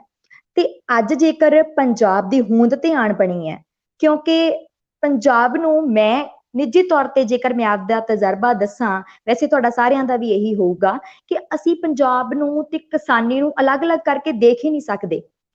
ਸਾਡਾ ਸੱਭਿਆਚਾਰ, ਸਾਡੀ ਬੋਲ ਬਾਣੀ, ਸਾਡੀਆਂ ਬੋਲੀਆਂ, ਸਾਡੇ ਨਾਚ, ਸਾਡੇ ਖਾਣ ਪਾਣ ਸਭ ਕਿਸਾਨੀ ਦੇ ਨਾਲ ਸਿੱਧੇ ਤੌਰ ਤੇ ਜੁੜਿਆ ਹੋਇਆ ਹੈ। ਜੇਕਰ ਪੰਜਾਬ ਦੇ ਵਿੱਚ ਕਿਸਾਨੀ ਹੀ ਨਾ ਹੋਊਗੀ ਤਾਂ ਪੰਜਾਬ ਦੀ ਹੋਂਦ ਦਾ ਮਾਇਨਾ ਕੀ ਰਹਿ ਜਾਊਗਾ, ਪੰਜਾਬ ਦੀ ਪਰਿਭਾਸ਼ਾ ਹੀ ਕੀ ਰਹਿ ਜਾਊਗੀ। ਤਾਂ ਅੱਜ ਜਿਹੜੇ ਇਹ ਮੈਂ ਕਾਨੂੰਨਾਂ ਬਾਰੇ ਜੇਕਰ ਜ਼ਿਆਦਾ ਡਿਸਕਸ਼ਨ ਦੇ ਵਿੱਚ ਨਾ ਪਾਵਾਂ, ਜਿਵੇਂ ਵਿੱਕੀ ਵੀਰ ਜੀ ਨੇ ਪਹਿਲਾਂ ਤੁਹਾਨੂੰ ਚੰਗੀ ਤਰ੍ਹਾਂ ਦੱਸ ਹੀ ਦਿੱਤਾ ਕਿ ਕਿਵੇਂ ਇਹ ਸਾਡੇ ਲਈ ਖਤਰਨਾਕ ਕਾਨੂੰਨ ਨੇ, ਨਵਕਿਰਨ ਨੇ ਵੀ ਤੁਹਾਨੂੰ ਚੰਗੀ ਤਰ੍ਹਾਂ ਦੱਸਤਾ, ਮੈਂ ਰਿਪੀਟ ਨਹੀਂ ਕਰ ਰਹੀ। ਤਾਂ ਸਿੱਧੀ ਜੀ ਗੱਲ ਇਹ ਹੈ ਕਿ ਇਹ ਕਾਨੂੰਨ ਸਾਡੀਆਂ ਜੜ੍ਹਾਂ ਦੇ ਵਿੱਚ ਦਾਤੀ ਮਾਰਨ ਵਾਲੀ ਗੱਲ ਹੈ ਤੇ ਜਦੋਂ ਕੋਈ ਸਾਡੀ ਜੜ੍ਹਾਂ ਦੇ ਵਿੱਚ ਦਾਤੀ ਮਾਰੂਗਾ ਤਾਂ ਉਹ ਪੰਜਾਬ ਜਿਹੜਾ ਕਿ ਦੂਜਿਆਂ ਦੇ ਲਈ ਲੜਨ ਦੇ ਵਿੱਚ ਮੂਹਰੇ ਸੀ, ਜਿਹੜਾ ਕਿ ਦੂਜਿਆਂ ਲਈ ਲੜਨ ਮਰਨ ਲਈ ਤਿਆਰ ਹੋ ਜਾਂਦਾ ਸੀ, ਇਤਿਹਾਸ ਇਸ ਗੱਲ ਦਾ ਗਵਾਹ ਹੈ, ਤਵਾਰੀਖ ਇਸ ਗੱਲ ਦੀ ਗਵਾਹ ਹੈ, ਤਾਂ ਫਿਰ ਉਹ ਪੰਜਾਬ ਅੱਜ ਜਦੋਂ ਉਸਦੀ ਹੋਂਦ ਤੇ ਪ੍ਰਸ਼ਨ ਚਿੰਨ੍ਹ ਲੱਗ ਜਾਊਗਾ, ਉਸਦੀ ਪਰਿਭਾਸ਼ਾ ਤੇ ਹੀ ਪ੍ਰਸ਼ਨ ਚਿੰਨ੍ਹ ਲੱਗ ਜਾਊਗਾ, ਤਾਂ ਉਹ ਪਿੱਛੇ ਕਿਵੇਂ ਰਹਿ ਸਕਦਾ ਸੀ। ਤੇ ਰਹੀ ਗੱਲ ਸਾਡੇ ਵਿਦਿਆਰਥੀਆਂ ਦੀ, ਨੌਜਵਾਨਾਂ ਦੀ ਸ਼ਮੂਲੀਅਤ ਦੀ, ਤਾਂ ਮੈਨੂੰ ਇਹ ਗੱਲ ਕਹਿੰਦੇ ਬੜਾ ਮਾਣ ਮਹਿਸੂਸ ਹੋ ਰਿਹਾ ਹੈ ਕਿ ਇਸ ਅੰਦੋਲਨ ਨੂੰ, ਹੈਲੋ, ਕੀ ਤੁਸੀਂ ਮੈਨੂੰ ਸੁਣ ਪਾ ਰਹੇ ਹੋ? ਜੀ ਜੀ, ਬਿਲਕੁਲ ਸੁਣ ਪਾ ਰਹੇ ਹਾਂ ਜੀ, ਜਾਰੀ ਰੱਖੋ ਤੁਸੀਂ। ਜੀ, ਤਾਂ ਮੈਨੂੰ ਇਹ ਗੱਲ ਕਹਿੰਦੇ ਬੜਾ ਮਾਣ ਮਹਿਸੂਸ ਹੋ ਰਿਹਾ ਕਿ ਮੈਂ ਇਸ ਅੰਦੋਲਨ ਨੂੰ 12 ਦਿਨਾਂ ਦੇ ਵਿੱਚ ਸਿਖਰਾਂ ਤੇ ਜਾਂਦਾ ਵੇਖਿਆ ਤੇ ਉਹ ਜਵਾਨੀ ਜਿਸ ਨੂੰ ਕਿ ਨਸ਼ਿਆਂ ਦੇ 6ਵੇਂ ਦਰਿਆ ਵਿੱਚ ਵਹਿ ਗਈ ਗਰਦਾਨ ਦਿੱਤਾ ਗਿਆ ਸੀ, ਉਹ ਪੰਜਾਬ ਜਿਸ ਤੇ ਕਿ ਬੌਧਿਕ ਕੰਗਾਲੀ ਦਾ ਠੱਪਾ ਲਾ ਦਿੱਤਾ ਗਿਆ ਸੀ ਪਿਛਲੇ ਦਹਾਕਿਆਂ ਦੇ ਵਿੱਚ, ਪਿਛਲੇ ਸਾਲਾਂ ਦੇ ਵਿੱਚ, ਕਿ ਇਹ ਪੰਜਾਬ ਜਿਹੜੀ ਇਹਦੀ ਪੰਜਾਬ ਦੀ ਜਵਾਨੀ ਹੈ ਉਹ ਬਿਲਕੁਲ ਬੌਧਿਕ ਤੌਰ ਤੇ ਕੰਗਾਲ ਹੋ ਚੁੱਕੀ ਹੈ, ਉਹ ਆਪਣੇ ਹੱਕਾਂ ਪ੍ਰਤੀ ਜਾਗਰੂਕ ਨਹੀਂ ਹੈ। ਤਾਂ ਤੁਸੀਂ ਮੈਨੂੰ ਨਹੀਂ ਪਤਾ ਕਿ ਤੁਹਾਡੇ ਤੱਕ ਸਾਡੀਆਂ ਕਿੰਨੀਆਂ ਖਬਰਾਂ ਪਹੁੰਚ ਰਹੀਆਂ ਨੇ, ਤਾਂ ਤੁਸੀਂ ਦੇਖਦੇ ਹੋਵੋਗੇ ਸੋਸ਼ਲ ਮੀਡੀਆ, ਸਾਡੇ ਲੋਕ ਆਪਦੇ ਪੱਤਰਕਾਰ ਆਪ ਬਣੇ ਹੋਏ ਨੇ, ਤਾਂ ਮੈਨੂੰ ਉਮੀਦ ਹੈ ਕਿ ਸਾਰੇ ਪੰਜਾਬੀ ਇਸ ਗੱਲ ਨੂੰ ਵੇਖ ਪਾ ਰਹੇ ਹੋਣਗੇ ਕਿ ਉਹ ਜਵਾਨੀ ਅੱਜ ਉਸੇ ਦਿੱਲੀ ਦੇ ਤਖਤ ਨੂੰ ਹਿਲਾਉਣ ਦੇ ਲਈ ਸੜਕਾਂ ਤੇ ਆ ਨਿਤਰੀ ਹੈ, ਤੇ ਉਸਨੇ ਉਹਨਾਂ ਸਾਰੀਆਂ ਗੱਲਾਂ ਨੂੰ ਝੂਠੇ ਪਾ ਦਿੱਤਾ ਏ, ਜਿਹੜੇ ਇਲਜ਼ਾਮ ਪਿਛਲੇ ਦਿਨਾਂ ਦੇ ਵਿੱਚ, ਪਿਛਲੇ ਸਾਲਾਂ ਦੇ ਵਿੱਚ ਪੰਜਾਬ ਦੀ ਜ਼ੁਬਾਨੀ ਤੇ ਲੱਗਦੇ ਰਹੇ ਸੀ ਕਿ ਪੰਜਾਬ ਦੀ ਜਵਾਨੀ ਸਿਰਫ ਨਸ਼ਿਆਂ ਜੋਗੀ ਹੈ। ਅੱਜ ਸਾਡੇ ਨੌਜਵਾਨਾਂ ਦੇ ਹੱਥਾਂ ਦੇ ਵਿੱਚ ਝੰਡੇ ਤੇ ਡੰਡੇ ਇਸ ਗੱਲ ਦਾ ਗਵਾਹ ਏ ਕਿ ਅਸੀਂ ਆਪਦੇ ਬਾਪ ਦਾਦਿਆਂ ਦੇ ਨਾਲ ਖੜੇ ਹਾਂ। ਭਲਾ ਕਿ ਮੀਡੀਆ ਨੇ ਸਾਨੂੰ, ਸਾਡੇ ਦਾਦਿਆਂ ਤੇ ਬਾਪਾਂ ਤੇ ਇਹ ਵਹਿਮ ਉਹਨਾਂ ਨੂੰ ਸੀਗਾ ਕਿ ਇਹਨਾਂ ਜਿਹੜਾ ਕਿਸਾਨਾਂ ਨੂੰ ਗੁੰਮਰਾਹ ਕੀਤਾ ਜਾ ਰਿਹਾ ਜੀ, ਇਹ ਇਹਨਾਂ ਦੇ ਲਈ ਬਹੁਤ ਵਧੀਆ ਕਾਨੂੰਨ ਨੇ। ਤਾਂ ਉਹਨਾਂ ਨੂੰ ਘੱਟੋ ਘੱਟ ਆਪਦੇ ਹੀ ਸਰਕਾਰੀ ਤਾਲੀਮ ਤੇ ਤਾਂ ਯਕੀਨ ਹੋਣਾ ਚਾਹੀਦਾ, ਜਿਹੜੀ ਅਸੀਂ ਉਹਨਾਂ ਦੇ ਸਕੂਲਾਂ ਚੋਂ ਹੀ ਪੜ੍ਹੀ ਹੈ, ਕਿ ਅਸੀਂ ਇੰਨੇ ਜੋਗੇ ਤਾਂ ਹਾਂ ਕਿ ਇਹਨਾਂ ਕਾਨੂੰਨਾਂ ਨੂੰ ਸਮਝ ਕੇ ਆਪਦੇ ਘਰਦਿਆਂ ਨੂੰ ਸਮਝਾ ਸਕੀਏ।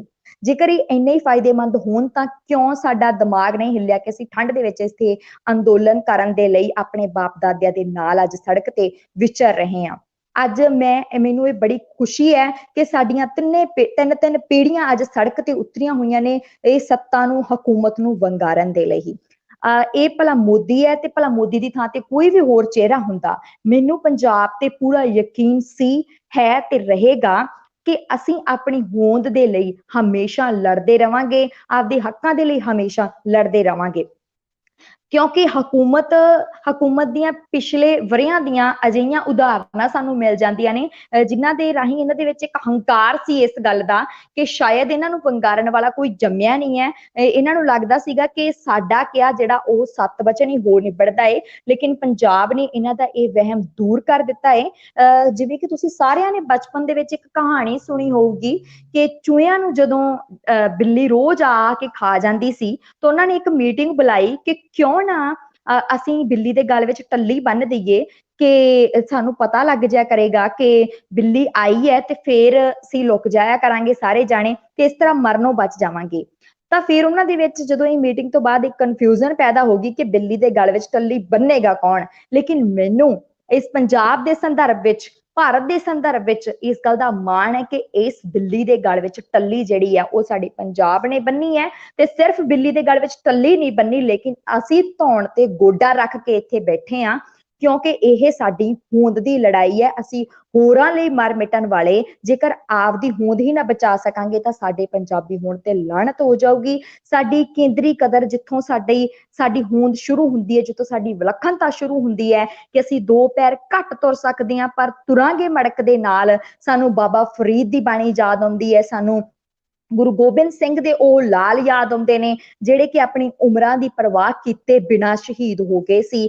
ਤਾਂ ਫਿਰ ਵਿਦਿਆਰਥੀਆਂ ਦਾ, ਨੌਜਵਾਨਾਂ ਦਾ, ਬਲਕਿ ਹਰ ਸੰਸਾਰ ਦੇ ਹਰ ਉਸ ਪ੍ਰਾਣੀ ਦਾ ਫਰਜ਼ ਬਣ ਜਾਂਦਾ ਹੈ ਜਿਹੜਾ 2 ਡੰਗ ਦੀਆਂ ਰੋਟੀਆਂ ਖਾ ਕੇ ਸੌਂਦਾ ਏ ਕਿ ਅਸੀਂ ਅੱਜ ਕਿਸਾਨਾਂ ਦੇ ਨਾਲ ਖੜੀਏ। ਤੇ ਮੈਨੂੰ ਬੜੀ ਖੁਸ਼ੀ ਹੈ ਕਿ ਇਸ ਅੰਦੋਲਨ ਦੇ ਵਿੱਚ ਨੌਜਵਾਨਾਂ ਦੀ ਭਰਵੀਂ ਸ਼ਮੂਲੀਅਤ ਹੈ। ਭਲਾ ਉਹ ਜਥੇਬੰਦਕ ਤਰੀਕੇ ਨਾਲ ਆਏ ਹੋਏ ਨੇ ਤੇ ਭਲਾ ਉਹ ਆਪ ਮਹਾਰੇ ਹੱਲਾਸ਼ੇਰੀ ਦੇ ਤਹਿਤ ਆਏ ਹੋਏ ਨੇ ਕਿ ਕਿਵੇਂ ਸਾਡੇ ਵਡੇਰੇ ਜਿਹੜੇ ਉਹ ਸੜਕਾਂ ਤੇ ਜਾ ਨਿਤਰੇ ਨੇ, ਤੇ ਹੁਣ ਸਾਡਾ ਵੀ ਇਹ ਫਰਜ਼ ਬਣਦਾ ਹੈ ਕਿ ਅਸੀਂ ਵੀ ਸੜਕ ਤੇ ਆ ਨਿਤਰੀਏ। ਤਾਂ ਇਸ ਅੰਦੋਲਨ ਨੂੰ ਸਿਖਰਾਂ ਤੇ ਜਾਂਦਾ ਵੇਖਿਆ। ਇੱਥੇ ਜਵਾਨੀ ਨੂੰ ਮੈਂ ਪਹਿਲਾਂ ਸਿਰਫ ਸਾਡੀ ਜਵਾਨੀ ਲਲਕਾਰੇ ਮਾਰਨ ਵਾਲੀ ਨਹੀਂ ਹੈਗੀ, ਸਾਡੀ ਜਵਾਨੀ ਲਲਕਾਰ ਮਾਰਨ ਵਾਲੀ ਵੀ ਹੈਗੀ ਹੈ, ਤੇ ਇਹ ਉਦਾਹਰਣ ਮੇਰੀ ਅੱਖਾਂ ਦੇ ਸਾਹਮਣੇ ਵਿਚਰ ਰਹੀ ਹੈ।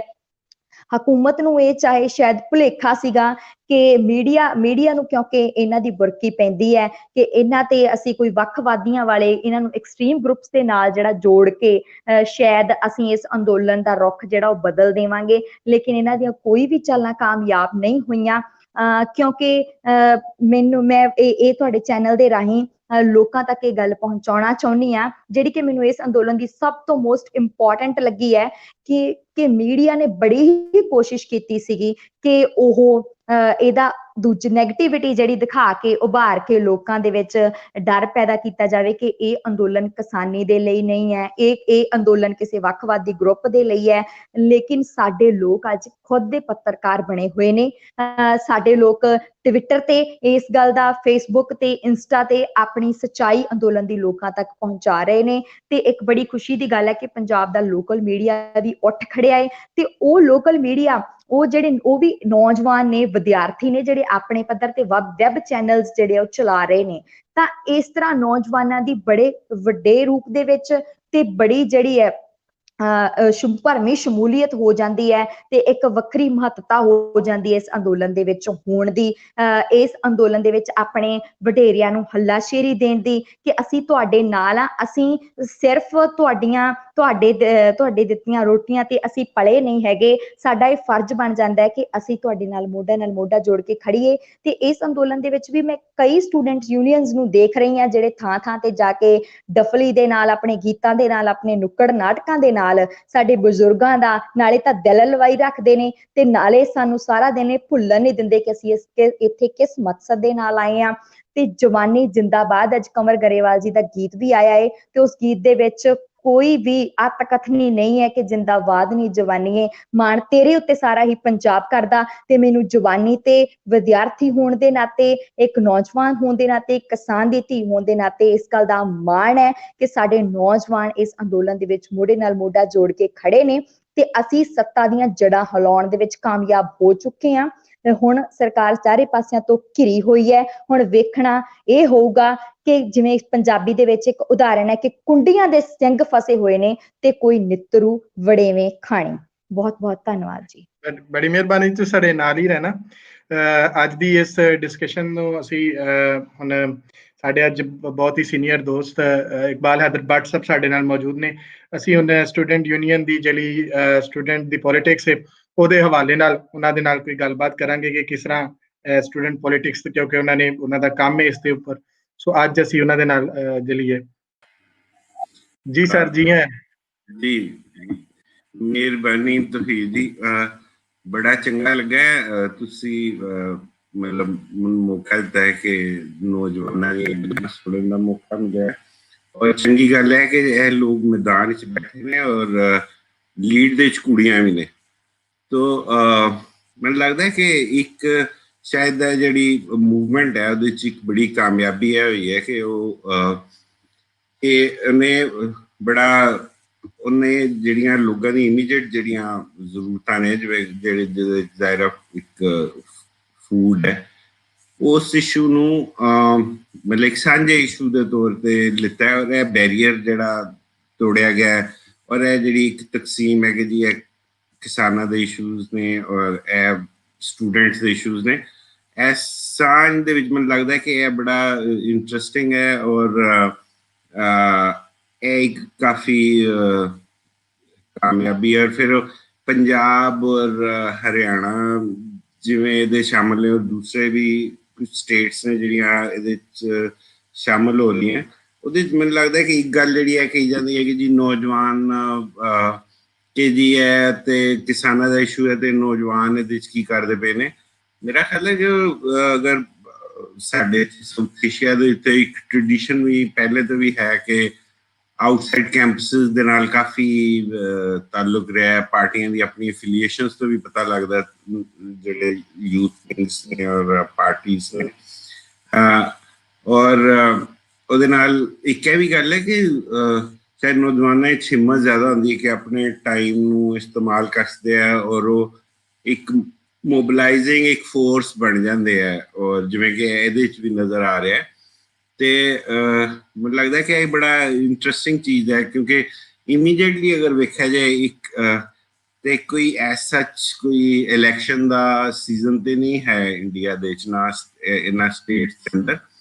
ਤੇ ਲੇਕਿਨ ਸ਼ਾਇਦ ਜਿਹੜੀ ਗਵਰਨਮੈਂਟ ਹੈ, ਸੈਂਟਰਲ ਗਵਰਨਮੈਂਟ ਹੈ ਇੰਡੀਅਨ, ਉਹਦੇ ਲਈ ਸ਼ਾਇਦ ਇੱਕ ਮਸਲਾ ਹੋਏਗਾ ਕਿ ਉਹਨੇ ਬਹੁਤ ਪੁੱਠੇ ਸਿੱਧੇ ਇਸ਼ੂਜ਼ ਦੇ ਉੱਤੇ ਬਹੁਤ ਇੱਕ ਪਾਪੂਲਿਸਟ ਔਰ ਮੈਸ ਸ਼ਕਲ ਬਣਾਉਣ ਦੀ ਕੋਸ਼ਿਸ਼ ਕੀਤੀ। ਪਰ ਪਹਿਲੀ ਵਾਰੀ ਇਹ ਮੈਨੂੰ ਲੱਗਦਾ ਇਹਨਾਂ ਦੇ ਕ੍ਰੈਡਿਟ ਜਾਂਦਾ ਕਿ ਇਹਨਾਂ ਨੇ ਲੋਕਾਂ ਦੀ ਇਮੀਡੀਏਟ ਜਿਹੜੀਆਂ ਲੋੜਾਂ ਨੇ, ਜਿਹੜੀ ਐਗਰੀਕਲਚਰ ਦਾ ਇਸ਼ੂ ਹੈ, ਫੂਡ ਦਾ ਇਸ਼ੂ ਹੈ ਔਰ ਜਿਹੜੇ 3 ਲਾਜ਼ ਦੀ ਗੱਲ ਹੋ ਰਹੀ ਹੈ, ਉਹਨਾਂ ਦੇ ਹਵਾਲੇ ਨਾਲ ਇਹਨਾਂ ਨੇ ਬਿਲਕੁਲ ਟੈਂਜੇਬਲ ਬੜੇ ਸਿੱਧੇ ਨਜ਼ਰ ਆਉਣ ਵਾਲੇ ਇਸ਼ੂਜ਼ ਨੂੰ ਦੇ ਇਰਦ ਗਿਰਦ ਸਾਰੀ ਮੋਬਿਲਾਈਜੇਸ਼ਨ ਕਰ ਰਹੇ ਨੇ।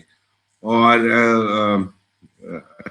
ਇਸ ਸੈਂਸ 'ਚ ਮੈਨੂੰ ਲੱਗਦਾ ਕਿ ਇਹ ਬੜਾ ਇੱਕ ਇਹਦੇ ਪੋਟੈਂਸ਼ੀਅਲੀ ਕਾਫੀ ਖਤਰਾ ਵੀ ਹੋਏਗਾ ਸ਼ਾਇਦ ਸੈਂਟਰਲ ਗਵਰਨਮੈਂਟ ਔਰ ਉਹਦੀ ਸੋਚ ਰੱਖਣ ਵਾਲੀ ਜਿਹੜੀ ਹਿੰਦੂ ਨੈਸ਼ਨਲਿਜ਼ਮ ਦੀਆਂ ਫੋਰਸਿਸ ਨੇ ਕਿ ਹੁਣ ਇਹਦੇ 'ਚ ਕੀ ਹੋਏਗਾ। ਔਰ ਫਿਰ ਮੈਨੂੰ ਲੇਕਿਨ ਮੈਂ ਇਹ ਵੀ ਵੇਖਾਂਗਾ ਕਿ मेरे लिए भी इंटरेस्ट होएगा कि ਇਹਦੇ ਨਤੀਜੇ ਦੇ ਵਿੱਚ कैंप ਇਹ ਜਿਹੜੀ इतनी ਵੱਡੀ मोबिलाइजेशन हो रही है ਇਹਦੇ ਨਤੀਜੇ कैंपसेस ਦੇ ਅੰਦਰ और खास तौर ਤੇ ਜਿਹੜੇ एजुकेशन ਦੇ ਆਪਣੇ इशूज ने ਜਿਵੇਂ ਇੱਥੇ ਵਿੱਚ ਗੱਲ ਵੀ ਹੋ ਰਹੀ ਸੀ ਕਿ ਜਿਹੜੀ ਪ੍ਰਾਈਵੇਟਾਈਜੇਸ਼ਨ ਦੀ ਕੋਸ਼ਿਸ਼ ਹੋ ਰਹੀ ਹੈ ਔਰ ਫੀਸ ਸਟਰਕਚਰ ਵਗੈਰਾ ਦੇ ਜਿਹੜੇ ਸਾਰੇ ਇਸ਼ੂਜ਼ ਨੇ ਉਹਦੇ ਨਤੀਜੇ 'ਚ ਇਹ ਮੋਬਿਲਾਈਜੇਸ਼ਨ ਦੇ ਨਤੀਜੇ 'ਚ ਸਟੂਡੈਂਟਸ ਦੇ ਅੰਦਰ ਆਪਣੇ ਜਿਹੜੇ ਇਸ਼ੂਜ਼ ਨੇ ਉਹਦੇ ਉੱਤੇ ਉਹ ਕਿਵੇਂ ਅੱਗੇ ਆਉਣਗੇ ਜਾਂ ਉਹਦੇ ਉੱਤੇ ਕੀ ਅਸਰਾਤ ਪੈਣਗੇ ਸ਼ਾਇਦ ਇਹ ਵੀ ਇੱਕ ਵੇਖਣ ਦੀ ਗੱਲ ਹੋਏਗੀ। ਔਰ ਦੂਸਰੀ ਗੱਲ ਹੈ ਕਿ ਜਿਹੜਾ ਸਬਸਿਡੀਜ਼ ਦਾ ਇਸ਼ੂ ਹੈ ਉਹ ਤੇ ਸ਼ਾਇਦ ਮਤਲਬ ਅਗਰ ਇਹ ਕਿਹਾ ਜਾਏ ਕਿ ਇਸ ਕਿਸਾਨਾਂ ਨੂੰ ਹੁਣ ਜਿਹੜਾ ਸਬਸਿਡੀਜ਼ ਤੇ ਖਤਮ ਹੋਣ ਤੋਂ ਜਿਹੜਾ ਖਤਰਾ ਮਹਿਸੂਸ ਹੁੰਦਾ ਹੈ ਔਰ ਉਹਨਾਂ ਨੂੰ ਇਹ ਲੱਗਿਆ ਕਿ ਵੀ ਇਹ ਤੇ ਸਾਡੇ ਲਈ ਇੱਕ ਜਿਵੇਂ ਸਹੀ ਉਹਨਾਂ ਨੇ ਲਫ਼ਜ਼ ਸਹੀ ਬੋਲਿਆ ਕਿ ਹੋਣ ਦਾ ਮਸਲਾ ਉਹਨਾਂ ਨੇ ਸਮਝਿਆ। ਪਰ ਇਹ ਕਿ ਕਿਆ ਇੱਕ ਇਹ ਵੀ ਸਵਾਲ ਸੋਚਣ ਦੀ ਜ਼ਰੂਰਤ ਹੈ ਕਿ ਕਿਆ ਇਹ ਜਿਹੜੀਆਂ ਸਬਸਿਡੀਜ਼ ਮਿਲਣ ਦੇ ਨਾਲ ਨਾਲ ਕਿਆ ਕਿਸਾਨਾਂ ਦੀ ਸੂਰਤ-ਹਾਲ ਬਹੁਤ ਬਿਹਤਰ ਰਹੀ ਹੈ। ਇਹ ਇੱਕ ਇਸ਼ੂ ਬਹਰਹਾਲ ਰਹੇਗਾ ਔਰ ਜ਼ਾਹਿਰ ਹੈ ਫਿਰ ਇੰਡੀਆ ਉੱਤੇ ਪ੍ਰੈਸ਼ਰਸ ਵੀ ਨੇ ਸਬਸਿਡੀਜ਼ ਦੇ ਹਵਾਲੇ ਨਾਲ। ਪਰ ਲੇਕਿਨ ਅਗਰ ਇੱਕ ਮੂਵਮੈਂਟ ਦੇ ਤੌਰ 'ਤੇ ਵੇਖਿਆ ਜਾਏ ਤਾਂ ਮੇਰਾ ਖਿਆਲ ਹੈ ਕਿ ਇਹਦੇ ਅੰਦਰ ਕਾਫੀ ਜਿਹੜੇ ਲੋਕ ਇਹਦੇ ਪਾਰਟੀਸਪੇਟ ਕਰ ਰਹੇ ਨੇ ਇੱਕ ਤਾਂ ਜ਼ਾਹਿਰ ਹੈ ਇੱਕ ਉਹਦਾ ਸੋਸ਼ਲ ਔਰ ਉਹਦਾ ਇੱਕ ਕਲੈਕਟਿਵ ਗੁੱਡ ਨੇ ਜਿਹੜਾ ਕ੍ਰੀਏਟ ਕਰ ਰਹੇ ਨੇ ਜਿਸ ਤਰ੍ਹਾਂ ਔਰ ਸਾਰੇ ਉਹਨੂੰ ਆਪਣਾ ਸਾਂਝਾ ਮਸਲਾ ਸਮਝ ਕੇ ਅੱਗੇ ਚੱਲ ਰਹੇ ਨੇ। ਉਹਦੇ ਨਾਲ ਨਾਲ ਮੈਨੂੰ ਲੱਗਦਾ ਕਿ ਜਿਹੜੇ ਇਹਦੇ ਲੋਕ ਸ਼ਾਮਲ ਹੋ ਰਹੇ ਨੇ ਉਹ ਨੌਜਵਾਨ ਜਿਹੜੇ ਸ਼ਾਮਲ ਹੋ ਰਹੇ ਨੇ ਉਹਨਾਂ ਦੇ ਵਿੱਚ ਵੀ ਉਹਨਾਂ ਨੂੰ ਵੀ ਆਪਣਾ ਜ਼ਿੰਦਗੀ ਦਾ ਜਿਹੜਾ ਐਕਸਪੋਜ਼ਰ ਜਿਵੇਂ ਦਾ ਮਿਲ ਰਿਹਾ ਉਹ ਵੀ ਸ਼ਾਇਦ ਉਹਨਾਂ ਲਈ ਆਇੰਦਾ ਜ਼ਿੰਦਗੀਆਂ ਲਈ ਬੜਾ ਅਹਿਮ ਹੋਏਗਾ। ਔਰ ਅਸੀਂ ਸ਼ਾਇਦ ਵੇਖਾਂਗੇ ਕਿ ਇਹਦੇ ਨਤੀਜੇ 'ਚ ਕੋਈ ਨਵੀਂ ਸ਼ਾਇਦ ਲੀਡਰਸ਼ਿਪ ਔਰ ਨਵੇਂ ਲੋਕ ਹੋਰ ਵੀ ਅੱਗੇ ਆਉਣਗੇ ਓਪੀਨੀਅਨ ਬਣਾਉਣ ਵਾਲੇ ਜਿਹੜਾ ਕਿ ਮੇਰਾ ਖਿਆਲ ਹੈ ਕਿ ਕਿਸੇ ਵੀ ਸੂਰਤ ਵਿੱਚ ਜ਼ਾਹਿਰ ਹੈ ਜਿਹਨੂੰ ਵੈਲਕਮ ਕਰਨਾ ਚਾਹੀਦਾ। ਔਰ ਬਹੁਤ ਇੰਟਰਸਟਿੰਗ ਸੀ ਇਹਨਾਂ ਦੀ ਗੁਫ਼ਤਗੂ। ਸੋ ਫਿਲਹਾਲ ਇਹੀ ਕਮਾਲ ਹੈ ਜੀ ਤੋਹੀਦ ਜੀ ਸਰ। ਸਰ ਮੈਂ ਇਹ ਗੱਲ ਤੁਹਾਨੂੰ ਕੋ ਪੁੱਛਣਾ ਚਾਹਾਂਗਾ ਕਿ ਜਿਸ ਤਰ੍ਹਾਂ ਸਟੂਡੈਂਟ ਪੋਲਿਟਿਕਸ ਦਾ ਮੁਖਤਲਿਫ ਜਿਹੜੀਆਂ ਯੂਨੀਅਨਸ ਨੇ ਮਜ਼ਦੂਰ ਯੂਨੀਅਨ ਜਾਂ ਕਿਸਾਨ ਯੂਨੀਅਨ ਦੇ ਨਾਲ ਜਿਹੜਾ ਤਲਕ ਰਿਹਾ ਜਾਂ ਕਿਸ ਤਰ੍ਹਾਂ ਦਾ ਇਹਨਾਂ ਦਾ ਤਲਕ ਬਣਦਾ ਹੈ ਇਸ ਦੇ ਉੱਪਰ ਅਗਰ ਅਸੀਂ ਗੱਲ ਕਰੀਏ ਤੇ ਇੱਕ ਤੇ ਮੇਰਾ ਖਿਆਲ ਹੈ ਕਿ ਜਿਹੜਾ ਇੱਕ ਤੇ ਜ਼ਾਹਿਰ ਜਿਹੜਾ ਪੂਰੇ ਸਬ ਕੰਟੀਨੈਂਟ ਦੇ ਵਿੱਚ ਮੈਂ ਤੇ ਪਾਕਿਸਤਾਨ ਤੇ ਚੁੱਕੇ ਕੰਮ ਕੀਤਾ ਹੈ ਤੇ ਪਾਕਿਸਤਾਨ ਵਿੱਚ ਦੋ ਹੀ ਮਿਸਾਲਾਂ ਐਸੀਆਂ ਮਿਲਦੀਆਂ ਕਿ ਜਿਹਦੇ ਵਿੱਚ ਵੱਡੀ ਕਿਸੇ ਮਦਰ ਪਾਰਟੀ ਨੇ ਛੋਟੀਆਂ ਪਾਰਟੀਆਂ ਸਟੂਡੈਂਟਸ ਦੀਆਂ ਪਾਰਟੀਆਂ ਨਹੀਂ ਬਣਾਈਆਂ। ਉਹ ਸਿਰਫ ਦੋ ਹੀ ਐਸੀਆਂ ਮਿਸਾਲਾਂ ਨੇ ਪਾਕਿਸਤਾਨ ਦੇ ਐਟਲੀਸਟ ਕੇਸ ਦੇ ਵਿੱਚ ਜਿਹਦੇ 'ਚ ਇੱਕ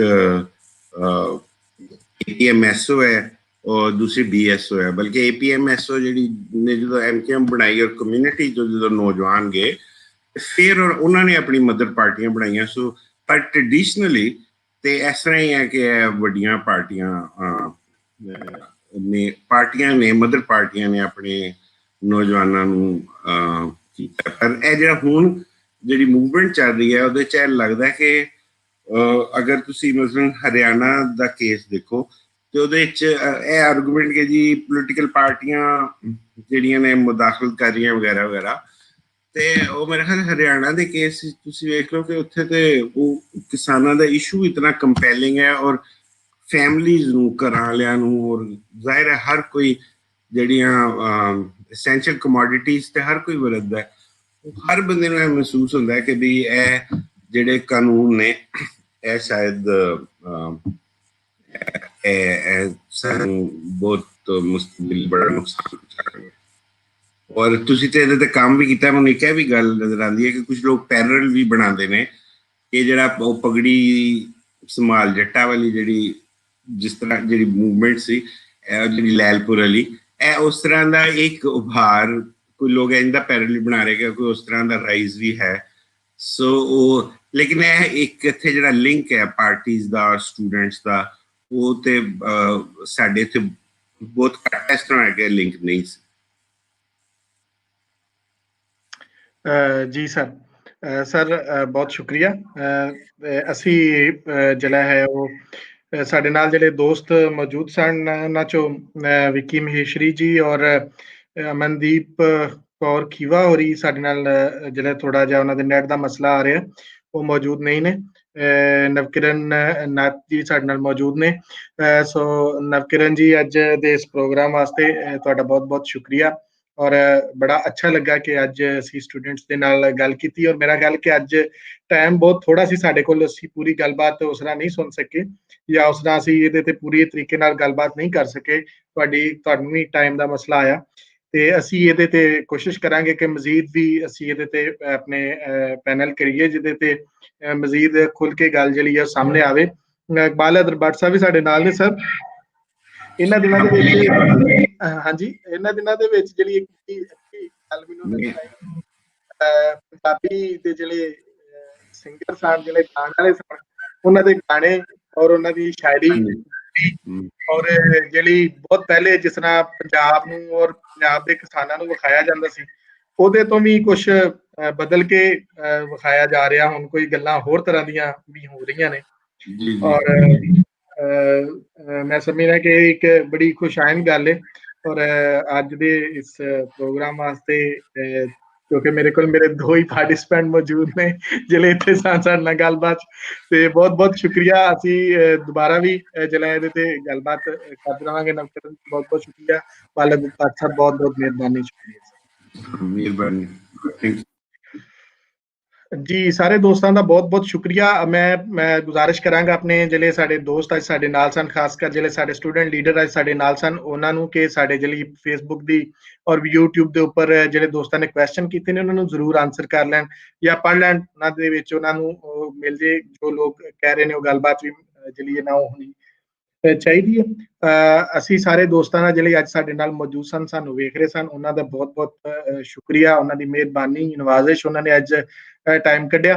ਲਾਇਲਪੁਰ ਯੰਗ ਹਿਸਟੋਰੀਅਨ ਕਲੱਬ ਜਿਹੜੀ ਇਸ ਫਾਰਮਰ ਪ੍ਰੋਟੈਸਟ 2020 ਜਿਹੜਾ ਚੱਲ ਰਿਹਾ, ਇਹਦੇ ਹਵਾਲੇ ਨਾਲ ਅਸੀਂ ਮਜ਼ੀਦ ਵੀ ਪ੍ਰੋਗਰਾਮ ਕਰਨਾ ਚਾਹੁੰਦੇ, ਕਿਉਂਕਿ ਮੈਨੂੰ ਲੱਗਾ ਕਿ ਇਸ ਪ੍ਰੋਗਰਾਮ ਵਿੱਚ ਪੂਰੀ ਗੱਲਬਾਤ ਨਹੀਂ ਹੋ ਸਕੀ ਟਾਈਮ ਥੋੜਾ ਹੋਣ ਕਰਕੇ, ਤੇ ਅਸੀਂ ਮਜ਼ੀਦ ਵੀ ਇਹਦੇ ਤੇ ਜਿਹੜੀ ਉਹ ਗੱਲਬਾਤ ਰੱਖਾਂਗੇ ਇਸੇ ਉਮੀਦ ਨਾਲ ਕਿ ਅਸੀਂ ਆਉਣ ਵਾਲੇ ਦਿਨਾਂ 'ਚ ਹੋਰ ਵੀ ਬਹੁਤ ਅੱਛੀ ਜਿਹੜੀ ਗੱਲਬਾਤ ਔਰ ਬਹੁਤ ਅੱਛੇ ਤਰੀਕੇ ਨਾਲ ਅਸੀਂ ਆਪਣੇ ਪੰਜਾਬ ਨੂੰ ਜਿਹੜਾ ਹੈ ਉਹ ਰਿਪਰੈਜ਼ੈਂਟ ਕਰ ਸਕੀਏ।